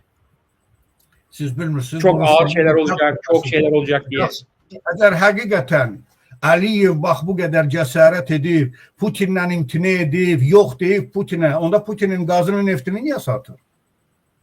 Başa düşürsünüz? Bu oyun... Ben şey soruyorum, sizin görüşünüzü soruyorum yani. Hani var mı yok mu böyle bir narazı? Belə şeylərdən uzaq olun. O görüntü yarada bilərlər ki, Əliyev sən belə etdin, sən gəlmədin zat. Amma Əliyev milyardları göndərir. Bugün Rusiyada o muharibəni, Ukraynadakı muharibəni maliyyələşdirir. Əliyev budur. Əliyev niyə pis olsun? Əliyev Mesela niyə... Ukrayna ile arası iyi değil mi? Azerbaycan hakimiyetinin. Ukrayna'ya destek vermiyor mu? Nə dəstək verir? Ukrayna diyor Rusiya maliyyələşdirir. Rusiyanın qazını, neftini satır. Nə yardım edə bilər? Deyək ki 10 milyard Rusiya göndərir, 1 milyon da yardım Ukraynaya göndərir. Mustafa Bey, biraz belə şeylərdə yenə təcrübə. Yok, biz burada müzakere ediyoruz. Hani konuşuyoruz ki bu çox əxlaqsız bir ailədir Mustafa Bey. Bunlar xalqa, Türk dünyasına mən sizə dəfələrlə deyirdim bunları. El uzağa getməyə 6 ay öncə yadınızdadır, Türkiyəni yerlə bir etdilər bunlar. Yadınızdadır da o yazılar o. Yani 20. ildə o şeylə Sayın Erdoğan için çıxış etdi, dedi biz Qarabağa getdik, İsrail'e de lazım olsa İsrail'de girerik. Ne verdi, ne baş verdi Azərbaycanda? Bunlar budur. Peki. Üzr istəyirəm, PKK-nı vaxtı ilə yaradan, maliyyələşdirən, PKK-ya Azərbaycanda heykəllər qoyan, mən nə bilim, Türk bayraqlarını endirən və bəziləri indi bayaq da Fazil bəy də qeyd etdi, torpaqlar azad olundu, yəni Qarabağ. Fazil bəy, o torpaqları bizə türklər azad etdi. Bəli, biz şəhid verdik. Amma cəmi cümü 3 ay öncə 12 iyul 20-ci ildə 3 günlük, 4 günlük savaş oldu Tovuz'a. Ordu iflic oldu. Yüzlər 3 ay ərzində nə dəyişdi ki, birdən-birə biz 30 il ərzində azad edə bilmədiyimiz torpaqlar 44 gündə azad olundu. Türklər etdi bunu. Mustafa Bey, ben isterdim ki İsa Bey biraz kömeleyen. Benim Mustafa Bey, Sovyetler, Sovyet Sosyalist Respublikaları dağıldıktan sonra bu 90'lı yılların evvellerinde yeni devletler kuruldu. Ama yeni devletler kurulması o demek değildi ki bu devletlerin, bu halkların kendileri yeni bir hakimiyetler kurdular, demokratik bir grup kurdular vesaire. Atıram biz Gürcistan'da ben kendim Ziyad Kamçapurya hakimiyetinde temsil olduk. Biz Rusya SSR'ni biz demek olar ki Gürcistan'dan komünistleri biz kovduk burada. Demokratik bir sistem kurduk. Demokratik sistemi kurmamıza bakmayarak %99 istihbaratın hepsi Rus polkovnikleriydi. Yani de Rus düşünceli, komünist düşünceli istihbarat, polis, savcılar, bütün parası olanlar, geçmiş hepsi bilir misiniz? Yani bu bir 100 yıla yakın mevcut olan bir devletten kalmış adamlarıydı ve bu hemen insanlar da hepsi SSR'i arzusuna alışıp yanan, düşünen, SSR'i destekleyen insanlar idi. Ona göre bu tez bir zamanda biz bir şey yapabilmedik. Yani bizde hakimiyette kalmaya bir normal koymadılar ve hakimiyetten çevrildiler. İsa Bey'in hakimiyeti olan Azerbaycan'ın özünde de yani Əbülfəz Elçi Bey hakimiyeti gelmeyine bakmayarak demek Əbülfəz Elçi Bey hakimiyetinin de %99'u elə komünist döneminden kalmış adamlarıydı. Bütün paralı adamlar, mevkili adamlar vesaire. Hemen tendensiya bugün de devam edir. deməli Mustafa bəy. Yəni o adamların evlatları hələ bitməyiblər. Rusiyada böyük biznes sahibləri olanlar, Rusiyadan əlaqəli olanlar məsələn var adamlar, yəni bunların da böyük bölgələri var. İndi onlara hesab 5-ci kolon deyir. Əlbəttə həm Gürcüstanda, həm Azərbaycanda, həm də başqa yerlərdə həm Rusiyanın, həm İranın, həm Avropanın bütün dövlətlərin 5-ci kolonları var. Yani bu realde sadece olarak Rusya'nın mövqeyi daha güçlüdür, her şey o biri devletlerin. Böyle demek olar. Kaldı ki, bakın yine deyirəm ben, Azerbaycan'ın Gürcistan'da olan səfiri Türk sözünü eşidəndə bu adam sınırlanır, bilir misiniz? Ben ona demişim, bey deyəndə o Hindistan'ı deyir, bana bey demedi. Tamam mı? Bu adamlar Türk sözünü eşidəndə Türkçeyim deyəndə bu adamlar az qal adamla savaşsınlar, tamam mı? Ben insanları konuştuğuna göre fikir vermirəm Mustafa Bey, onun əməllərinə fikir verirəm. Eğer bu ben Türkçeyim deyəndə bu sınırlanırsa, sen ondan ne dersliysen artık? Yani her şey bellidir. Nasıl deyirəm? İrandan gelen 2 tane molma daha çok iş yapıp Gürcistan'dan en şey 100 tane Azerbaycan'ın səfirliğinde, konsulluğunda olan işçiler. Tamam mı? Yani bir tane Gürcü dilini bilen işçi yok. Gürcü dilini bir kişi de bilmir. Hepsi kiminse akrabasıdır, kiminse dostudur, kiminse kardeşidir, hangi yerden. Bak buna göre tayin edilirler. Bir nefer Gürcistan'da yok. Gürcü dilini bilen yok. Tamam mı? Yalnız veya para kazanmakla meşguldurlar. Bu adamlar nerede para var, nerede yakıt var, harada ne satsınlar, bu neresinler. Başına yırdıkları da hepsi Almansı, Ermeni, ne bileyim başka milletler, o bu teki Türk demesinler, Türk söhbət olmasın. Şimdi ben çok vakit Türk bayrağı arkamda durur ha burada. Tamam mı? Ve Türkçülüğü ben Türkçem, bu Türk, Fazıl, bu Türk demirəm.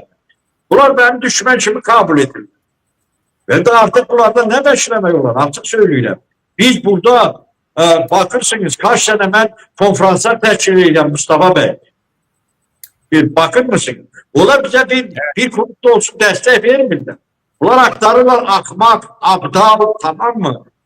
Feodal düşünceli, 200 yıl önce düşünen komünist düşünceli akmaklar aktarırlar ki onlara $1, $2 para verip onları konuştursunlar. Bilir misiniz? Yani Kürdistan'da normal ziyalı Türkler bizim bu elçiliğiyle geçmi, ne gelmi, ne salam vermi konuşmurlar bir yerde. Bunları halktan, Türklerden hiçbir alakası da yoktu. Yani real durum budur, bilir misiniz? Ona Siz göre peki, de ona göre de Rusya'nın 5. kolonu, İran'ın 5. kolonu ona göre güçlüdür ki Türkiye'nin baş elçiliği, Azerbaycan elçiliği burada sıfırda, hiçbir iş yapmıyor. Ona göre de olan güçlüdür. Mustafa Bey. Siz peki Rusya'nın, pardon İsa Bey, siz Rusya hakimiyetinin, yani Putin'in İlham Aliyev hakimiyetini aradan çıkartmak istediğine dair bir şeyiniz var mı? Bunlar katılıyor musunuz? Çünkü bu tartışma çok gidiyor. Bilir misin nasıldı? Yine deyirəm. Bu biz yine düşündüğümüz için masal değil Mustafa Bey, Azerbaycan'ın başçısını Rusya'nın değişmeye zaten öyle değil. Açık deyirəm. Ya ben yapacak demiyorum. Yani niyeti var mı? Böyle bir şeye cehd ediyor mu, etmiyor mu? Sizin görüşünüze göre. O bunu yapmak istese 1. Erdoğan Bey'den konuşmalıdır. Erdoğan Bey okeyini almalıdır. Bunu bilin. Eğer Erdoğan Bey İlham Aliyev koruyorsa o İlham Aliyev hiçbir şey de yapabilmez. Anladım. Mustafa Bey, burada bir şey var. Mesela Mustafa Bey, Aliyev buyurun. heç kəs tərpədəsi deyil. Buna əmin ola bilərsiniz. Buna tam məsuliyyətlə deyirəm. Buna ehtiyac yoxdur. Aliyev üzr istəyirəm, istifadə edirlər və istədikləri kimi edirlər. Burada bir faktor da var. Fazil Bey qeyd etdi. Türkiye məsələsi de var. Ona göre de Rusya biraz Azerbaycanla bağlı ve xüsusən də yeni təşkil Aliyev etdiklərini edir. Hələ ondan daha çoxunu edir. Buna göre de Aliyevə toxunmaq lazım değil, ehtiyac da yoxdur. Eğer sabah lazım olsa, yani belə görüntü yaranır ki, yani Aliyev Türk meyillidir, Aliyev sen getməlisən, sabah gətirib Mehribanı oturdacaqlar. Elə də artıq ölkəni idarə edən Mehribandır da, bütün o təyinatlar, o nazirlər zatlar var yeni də. Rus dilini bilmirsənsə, sen nazir ola bilmərsən, Mustafa Bey. Yani biləsin. Və dəqiqədə bir o Rusiyanın təhlükəsizlik nazirləri zadı Azərbaycanda, o Narışkin zat elə belə gəlmirlər axı. Yəni narahat olmayın. Onlar çox möhkəmdir. Yəni mən istəyirəm buradan bax bu gün mən baxdım, izlədim, bütün gün elə kanalları izləyirdim. Türk xalqına və Türk dövlətimə minnətlərimi bildirəm. Biz Ukrayna xalqının yanındayıq bir xalq olaraq. Gürcüstandır, Azərbaycandır. Türkiyə müharibənin ilk günlərindən Ukraynanın yanında olubdur və bugünkü gündə Gürcistan'ın adından konuşma İsa Bey. Gürcistan'ın adından konuşma diyelim. Gürcüstanlıyam, Gürcüstan mənim vətənimdir və bilirəm Gürcü xalqının münasibəti. Biz hem Rus halkının yanındayız, hem Ukrayna halkının yanındayız. Biz hakimiyetlere nifret ediyoruz. Çünkü o hakimiyetler kendi hakimiyetlerini koruyup saklamak için Ukrayna güzel, Ukrayna halkını da sade Rus halkını da muharebelerde kırdırırlar. Böyük sindikatlar, oligarklar da milyardlarla dolar silah satışına para kazanır. Halkı pislemer. İsa Bey, Rus halkı pis değil. Pis olan Rus hakimiyetidir. Pis değil. Rusiyada elə olur, xalqlar var, qardaş xalqlar var, Tatarlardır, Başkirlərdir, Türklərdir, Yakutlardır, Kafkaz xalqlardır, onlar bizə can-ciyardır. Mən Rusları yaxşı tanıyıram, onların kimliyini bilirəm. Rus üzünə güləcək, yeyib, masa da açacaq sənə, amma arxadan elə bir balaca imkan olan kimi sənin arxadan vuracaq. Rusları tanıyırıq, indi sən də... Ben sen bu şeyine razı değilim. Sen pis halkı yoktur, pis hakimiyetler var. Bunu bilin. Fazıl Bey, size soruyorlar ki Sovyetler o döneminde olmuş musunuz Moskova'da diye veya işte şey zamanı. Nerede olmuş ama? Yani Sovyetler zamanında Rusya'da olmuş musunuz diye soruyorlar. Ha, hiç. Ben Rusya'da da olmuşum, Afrika'da da olmuşum. Dünyanın her yerine gelmiş elbette. Biz orada Sovyetler bir devlet idi, SSR'i bir devlet idi. Mustafa Bey. Biz tələbə üniversitede okuyanlar Bakıda. Biz İsa Bey bilir bizim dostumuzda SSU derdiler de bu tələbələri aparırdılar inşaata, zada aparırdılar. Bizi Rusya Kuybüşe ve ora Kazanaz'a da gedirdik. Orada inşaatlarda iştirak edirdik. Yani yay tətilində biz gedirdik oralara. Ama elə belə de Rusya bize uzak değil ki. Buradan bizim Tiflis'ten Vladikavkaz'a yani birinci büyük şehir ki var Alanya, Şimali Ossetya paytaxtına 180 kilometre mesafede. Yani çok yakındır bizim Rusya'da. Yok. İsa Bey diyor ya ben 17 yıl Rus ordusunda işledim diye. Sizin öyle bir şeyiniz oldu mu diye soruyor. Nasıl? İsa Bey diyor ya mesela ben Rus ordusunda, Sovyet ordusunda 17 yıl işlemişim diye. Sizin de böyle bir şeyiniz var mı? Deneyiminiz var mı diye. Bakın biz Rus ordusunu Gürcistan'dan kovan bir müstakil Gürcistan devleti kuranlardan biriyim ben. Ben zaten Papulya'nın silah taşıyan ben. Yani Lenin'in heykelini yıkanlardan birisi benim yani. Gürcistan İlk Demokratik bayrağını kaldıranlardan birisi benim. Önde gelenlerden birisi benim. Ona göre de ilk Gürcistan prezidenti Yelkan Sapurda beni önce Kardamani şehrinin meri tayin etti valisi. Sonra da ki bu Kardamani ayağının başçısı. Yani ben demokratik müstakil Gürcistan'ı kuranlardan birisiyim. Rusya'dan SSR'yi kuran değilim. Peki. Mustafa Bey, Buyurun, Ruslar buyurun. özlərindən başqa Mustafa Bey, mən indi Türk qardaşlarıma da özümü tutum. Yəni siz onları iyi, Allah'a şükür gəlib gedirlər də Türkiyə. Görürsünüz onlar kimdir. Onlar vəhşi bir xalqdır. Onlarda nə mədəniyyət olubdur, nə qanacaq və nə də o biri xalqlara münasibətdə onlar həmişə özlərini çox yüksək sayıb. Hamıdan yüksək, hamıdan savadlı. Onlardan əgər sən o biri xalqları onlar heç vaxt qəbul etməyibdi. O biri xalqlara acaq Çurka deyib, mən nə bilim, Çirnaşov, üzr istəyirəm indi, ayrı-ayrı adlar. Və açıq şəkildə o vaxtları mən deyirəm də, indi mən 17 il xidmət etmişdim. İndi deyirlər də, səni aşağılamaq üçün, söymək üçün sənə Turk deyirlər, Türk. Yəni məqsəd yönlü şəkildə. Onların ən böyük düşmanı biləsiniz. Türkiyədir, Türk xalqıdır, Türk xalqlarıdır. Onlar həmişə Türk xalqlarından çəkinibdir. Türk xalqlarından qorxubdur. Nəyə görə? Ona görə ki 800 il onların əsarətində olubdur. İsa Bey, Rusya devleti unutma xatirində yaxşı saxlar. Rusya devleti gələcəkdə ən böyük Türk devletlərindən biri olacaq. Bunu unutmayın. Ona görə də Rusya o ayrı. Amma Rus xalqını mən xüsusən də 90-cı illərdə, 91-ci ildə ki o müharibələr başladı və onlar simasını nəhayət O 80 ildən sonra açdılar, göstərdilər və indi də görürük də onların kimliklərini. Onu bir xalq kimi, bir millət kimi qəbul etmirəm və nifrət edirəm. Mən açıq deyim, bunu mən gizlətmirəm. O Peki. Ukrayna xalqına qarşı və bəziləri indi də işlədirlər ki, Rusiya-Ukrayna xalqı qardaş xalq, qətiyyən heç vaxt qardaş olmayıblar, qardaş ola da bilməzlər. Belə bir xalq yoxdur və heç vaxt da tarixdə olmayıbdır. Kiyevskaya Rus olubdur.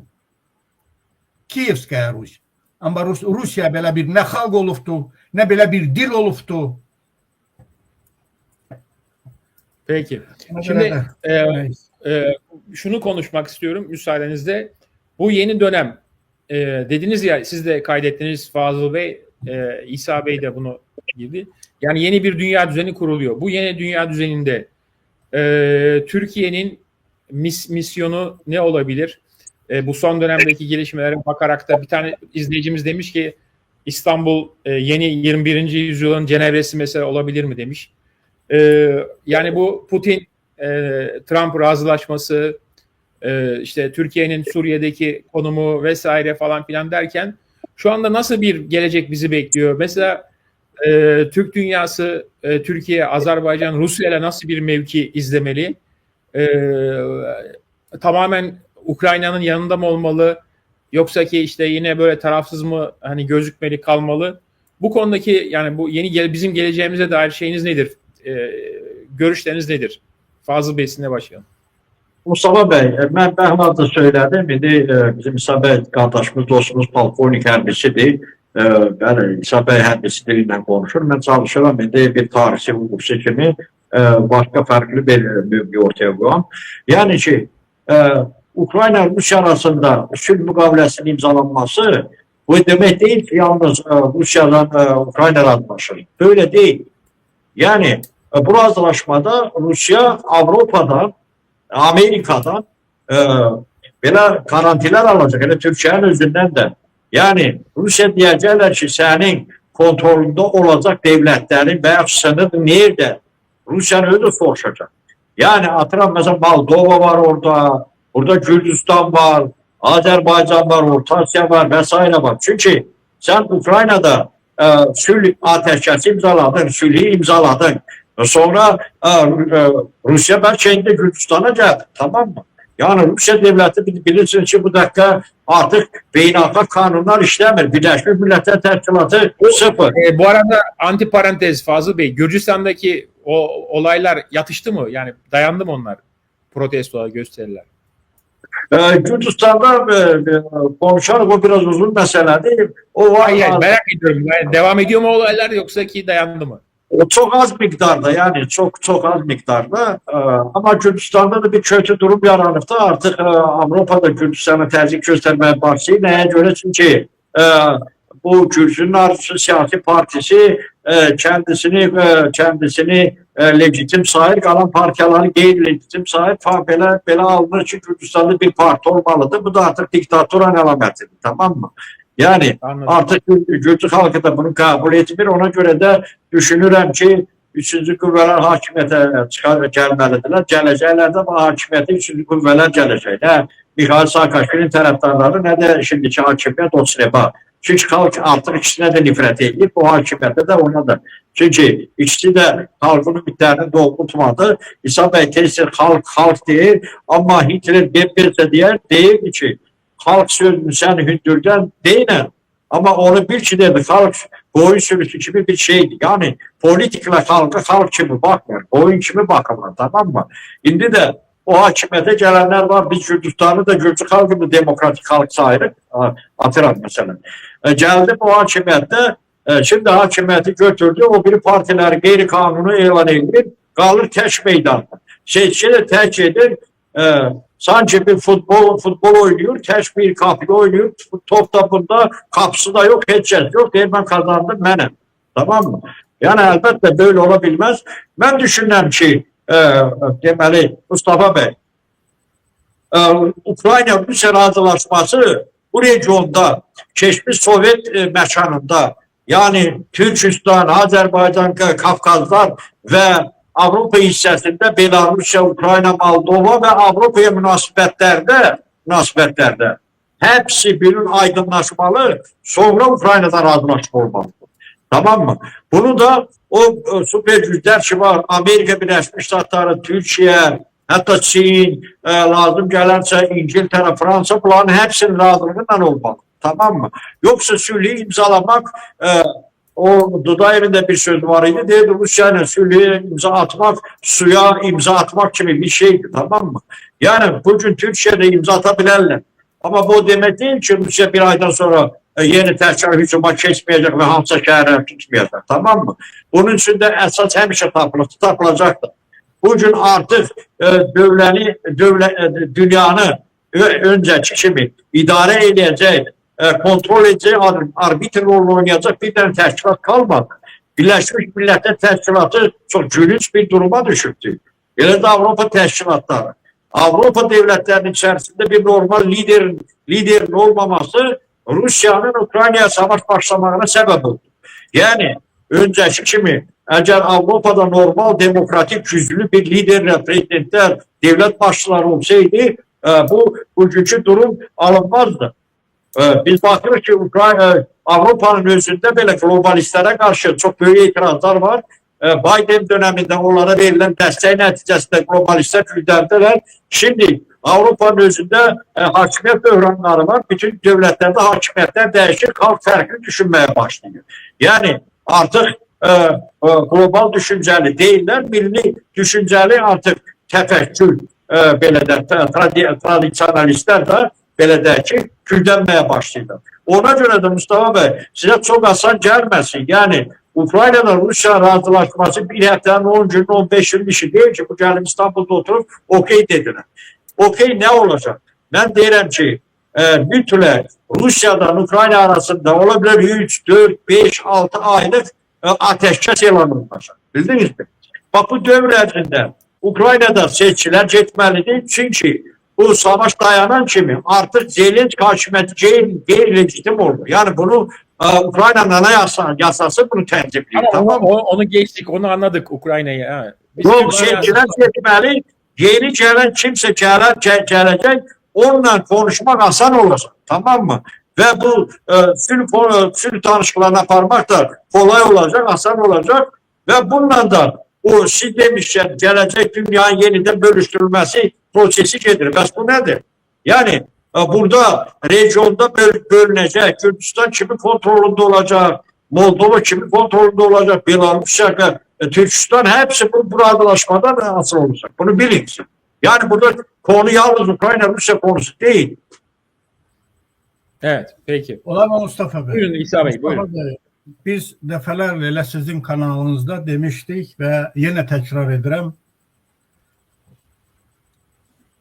Amerika'nın en yakın, etibarlı müttefiki yakın şərqdə ve Avrupa'da Türkiye'dir ve Türkiye kalacak. Fərqi yoktur. Bugün Trump'dır, Biden'dir, kim olur olsun.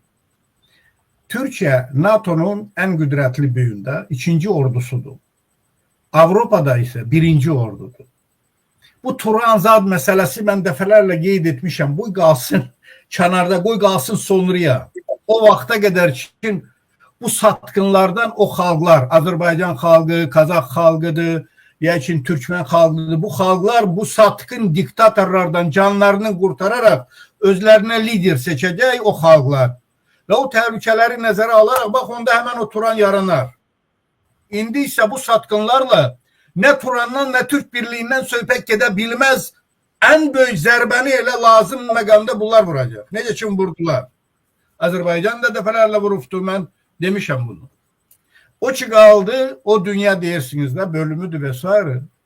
Kim harda nəyi bölür, Türkiyəsiz dünya bölünməz. Mümkün değil. Ama mənim en büyük arzum Türkiye'nin NATO'da qalaraq hemen o devletler kim var? Onları öz ətrafında birleştirsin. Bir güc mərkəzi olarak. Güc mərkəzi olarak. Bu çok vacibdir ve bugün de bu elədir. Neye göre?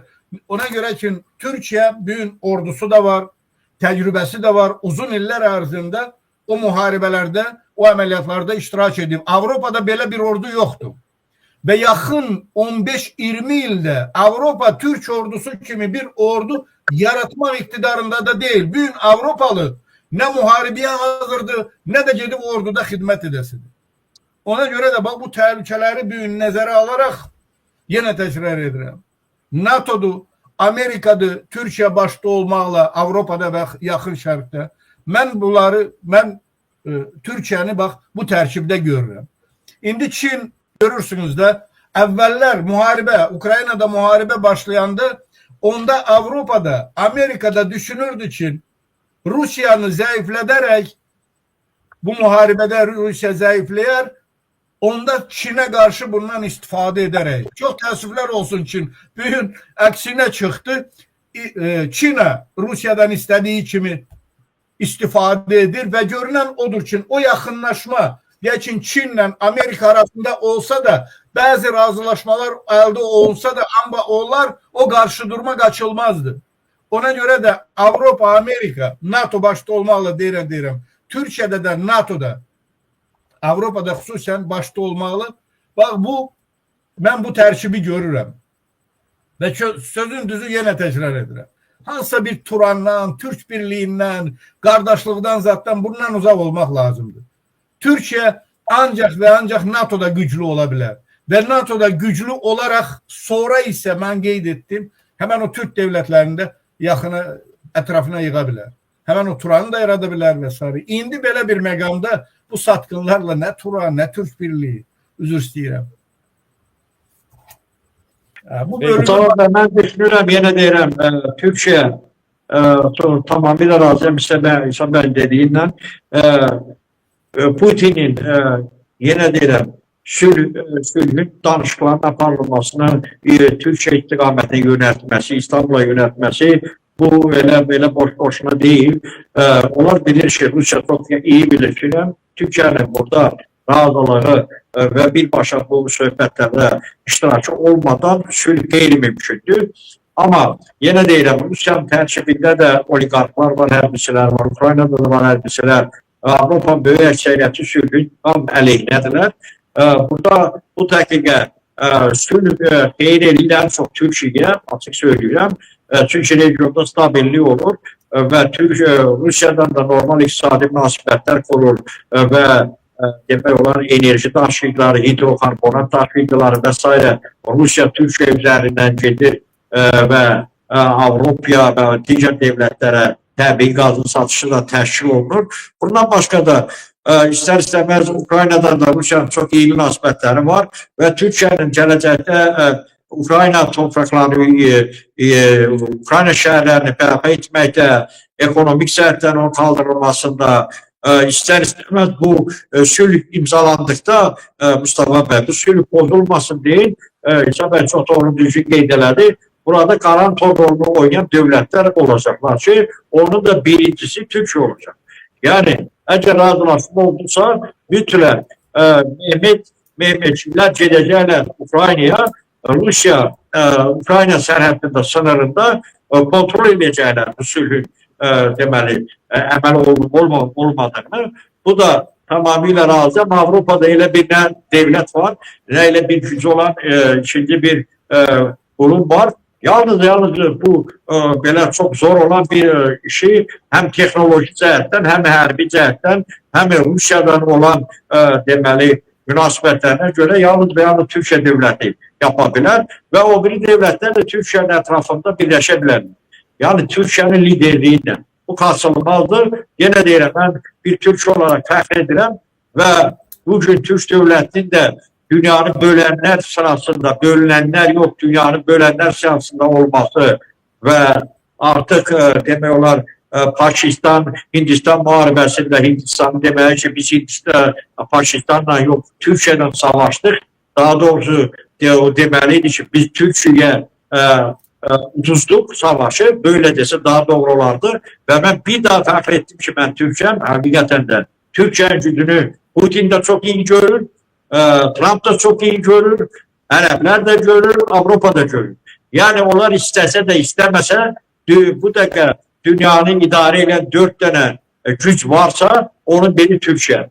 Ve Türkiye'de olacak ve Türkiye'de olan bu potansiyel, hərbi potansiyel çok süratle inkişaf edir.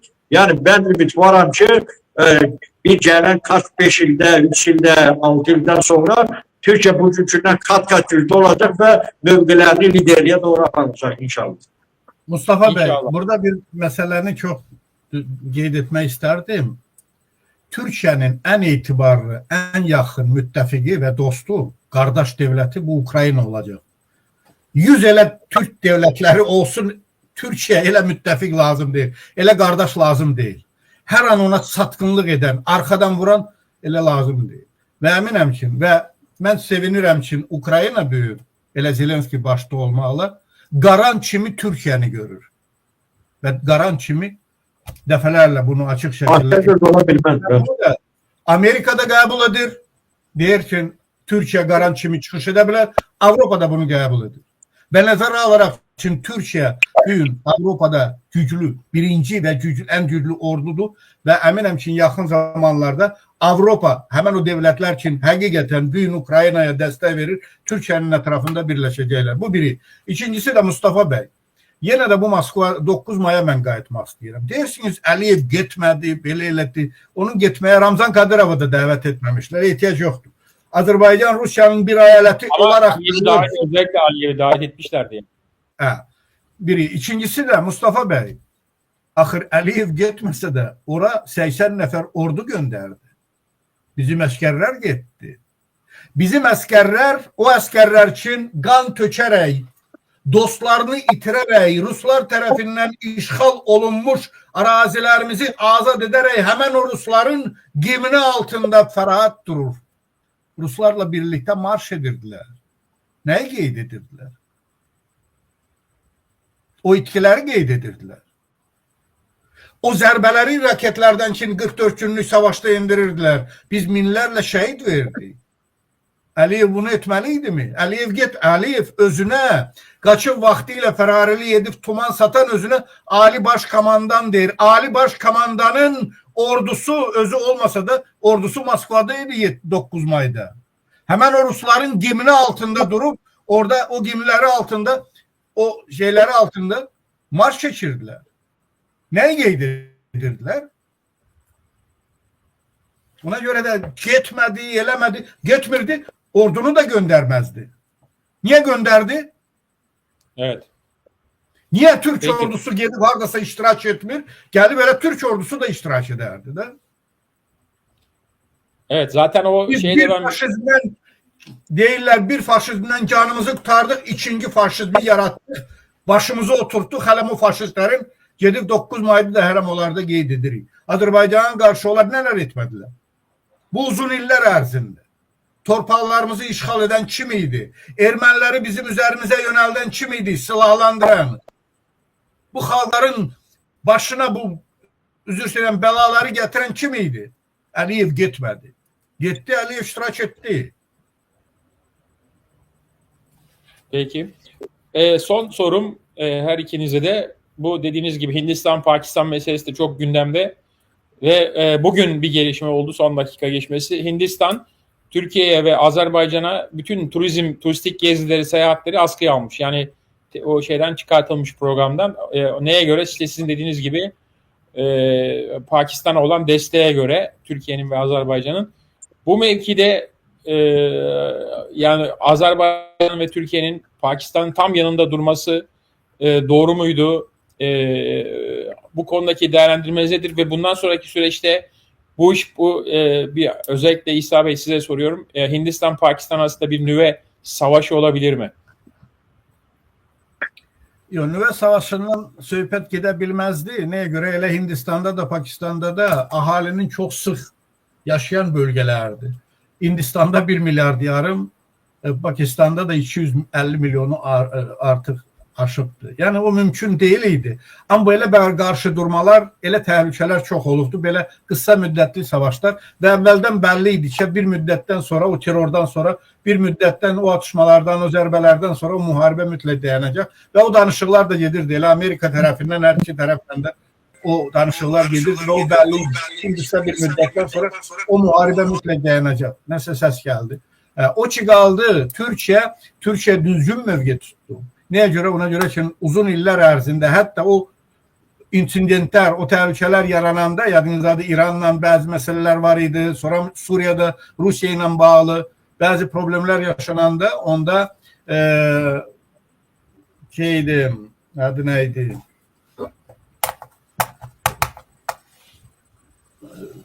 Baş nazir var idi, o qeyd etdi ki, Pakistanın silah nüvə silahı Türkiyənin sərəncamındadır. Yadınızdadır da, o üçün zatlar dəfələrlə Pakistan açıq şəkildə həm Azərbaycana dəstək verirdi, həm də Azərbaycana və qardaş dövlətdir. Türkiyənin mövqeyini alqışlayıram. O ki, qaldı Azərbaycanın dəli evdə də bir-iki söz dedi. Buyurun. Değil.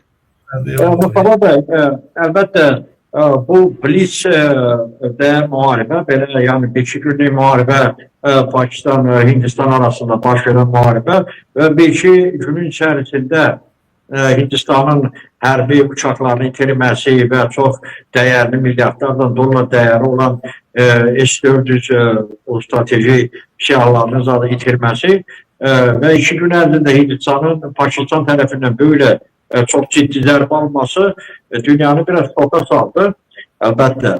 Və bütün dünya da bunu çok iyi bilirdi ki, hani müharibə başlamamışdan önce artık Türkiye hərbiçilər, bizim kardeşlerimiz artık Pakistan'daydılar.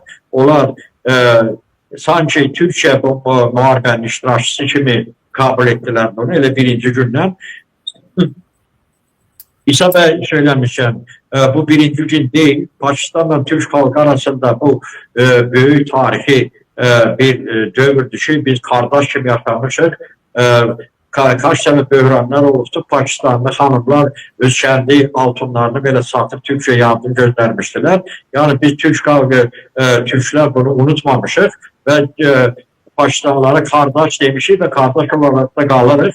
Bəli, Türkiye çok yakından yardım gösterdi Pakistan'a ve çok ciddi büyüne kadar Hindistan'ın da dünyanın da bilmediği bazı hərbi silahları da orada sınaqdan keçirdi və çox gözəl də nəticələr əldə etdi və bunu Pakistan'da gördü, dünyada gördü və mən çox əminəm ki, dünya Birləşmiş Millətlər Təşkilatının təzədən formalaşdırılması prosesi başlayacaq və İslam dünyasını Türkiyə təmsil edəcək və dünya artıq Sayın Erdoğan'ın dediği ki 5'ten böyükdür. Yani bu deməkdir ki 6. Türkiye var. Yani artık Türkiye'si beyni Birləşmiş Millətlər Təşkilatı dünyanın idarəsini qeyri-mümkün. Türkiye Pakistanlı atom silahına malik olması ve Türkiye'nin arkasında yanında kardeş gibi durması bu Türkiye'nin özünü de kendisini de garanti alır. Türkiye'de daha çok güçlü olur o anda ve gələcəkdə də hərbi bloklar yaranması işine bakılsa ben %100 əminəm ki Pakistanla Türkiye aynı blokta kardeş kimi aynı yerde yine olacaklar. Buna hiçbir şüphe yok. Unutmuştum İmran Khan baş nazir olanda o daha yakından ve o vaxtları o bir neçə dəfə elan etdi ki yani Pakistan'ın nüvə silahı Türkiye'nin sərəncamında. Peki. Bu kadar. Çok teşekkür ediyorum her ikinize de değerli katkılarınız için. Bir hatırlatmam var kıymetli dostlar. Bugün 15 Mayıs dedik. Bundan tam 106 yıl evvel 15 Mayıs 1919'da Yunan halkı, hani hep Türkiye'den bahsediyoruz ya, bu günlere kolay gelmediğimizi unutmamamız için bugün Yunan ordusu İzmir'e ayak bastıydı. Yani hiçbir direnişle karşılaşmadan, çünkü padişahın talimatı ona göreydi. Yunanlara el kaldırmayın diye. İşte orada bir Türk gazeteci Hasan Tahsin, bu şeklini gördünüz, resmini gördünüz. İlk Yunanlara kurşun atan Türktü ve ona göre de orada öldürüldü, şehit edildi. Ama onun Hasan Tahsin'in Yunanlara attığı ilk kurşun Anadolu'da direnişin simgesi oldu. Ondan sonra 19 Mayıs'ta biliyorsunuz bundan 4 gün sonra Mustafa Kemal Samsun'a çıktı, milli mücadeleyi başlattı. Hasan Tahsin'in 31 yaşında kordon boyunda Yunan Efson alayı askerlerine Yunanlar ellerini kollarını sallayarak giremezler diye itiraz edip ilk kurşun atan Türk evladı, Allah gani gani rahmet eylesin diyoruz. Bütün şehitlerimize de Allah'tan rahmet diliyoruz. Ben hem İsa Bey'e çok teşekkür ediyorum hem Mustafa Fazıl Bey, Bey'e. bir dakika varsa bir tane elan verim sizin efenginizden istifade ederek. Birincisi Gürcistan Türkleri adına ölçen teşekkürümü bildirəm ki, siz Gürcistan'da baş veren prosesleri həmişə kendi efirinizde səslendirirsiniz. Bir de onu demək istəyirəm Gürcistan Türklerine ki, şənbə günü saat 15:00'da Tiflis şəhərində Maçabeli 13 nömrəsində yazıçılar evində bizim təşəbbüsümüzdən elmi konferans keçiriləcək, praktik konferans keçiriləcək. Bu konferansda Gürcistan Türklərinin Gürcü cəmiyyətinə inteqrasiyası və narkomaniyaya yol belə bir mövzuda möhtəşəm bir inşallah konferans keçiriləcək və Gürcistan Türklərindən də xahiş edirəm ki, gəlsinlər, orada iştirak etsinlər. Orada Gürcü tələbələr olacaq, Türk tələbələr olacaq. Aynen Gürcistan'ın tanınmış alimleri, doktor, profesörleri olacak ve ictimai xadimləri olacak. Mustafa Bey, size de teşekkürümüzü bildiririk. Çok sağ olun. Ben de size uğurlar diliyorum, başarılar diliyorum. Fazil Bey, burada da bu yaxınlarda çok reklam olunan bir Gürcü Məmmədov adlı bizim orada xorda oxuyur. Məmmədov adı nədir Fazil Bey? Çok səsindən. Gürcülər də heyrandı onun o səsindən. Deyəsən Ben gözündən əlil oğlandı, bəli. Yəni şəxsən mənim təşəkkürlərimi və minnətlərimi bildir, fəxr edirəm. Tüm Gürcü dostlarım çok Tabii bir de bu yakın zamanlarda bundan önce çok möhtəşəm bir konferans keçirdik, bilmem haberiniz olmadı. Gürcistan'ın farklı olarak bütün elitası temsil olunurdu. Gürcistan tarihinde ilk defa olarak təşəbbüsü mən idim, Türk idim və ilk defa olarak Türk'ün təşəbbüsüyle Gürcistan profesörlərinin, ictimai siyasi xadimlərin, dövlət adamlarının iştirak ettiği möhtəşəm bir konferans geçirdik ve Gürcistan Türklerin Gürcü dilinde çok yüksek intelektüel potansiyel gösterdiler ve Gürcü kardeşlerimiz de dəhşətə gəldiler ki, Gürcistan'da bu kadar yüksek intellekte ağırlı olan Türklerimiz yaşıyor. Ve ben onu təkrarən bir de yine Gürcü cəmiyyətini göstereceğim. Peki, teşekkür ederim. Gəl oğullarımı hamınızı salamlayıram, hamınızı barma basıram. Var olun. Evet, izleyicilerimizden Ümit Nurlu demiş ki Mustafa Bey, Gürcistan'a bir gezi düzenleyelim ne dersiniz diye. Seve seve. Gürcistan'da bizim kadim Türk yurdu, bütün Türklerin yaşadığı neresi varsa hepsi bizim kadim yurtlarımız, kardeş yurtlarımız, kardeş halklarımız, dostlarımız, kan bağı olan soydaşlarımız. Mümkün olursa tabii neden olmasın. Bu arada kıymetli dostlar, bu müzakereler İstanbul'da hala devam ediyor. Yarın da muhtemelen bu gündemin bir numaralı maddesi bu olacak. Rusya-Ukrayna arasında ateşkes olacak mı? Biz yarın da takip etmeye devam edeceğiz ve bütün gelişmeleri sizlerle de paylaşacağız. Sizlerden özellikle ricam yayını kapatmadan önce mutlaka beğenip paylaşın. Kıymetli dostlar, hepinize hayırlı akşamlar diliyoruz. İyi akşamlar.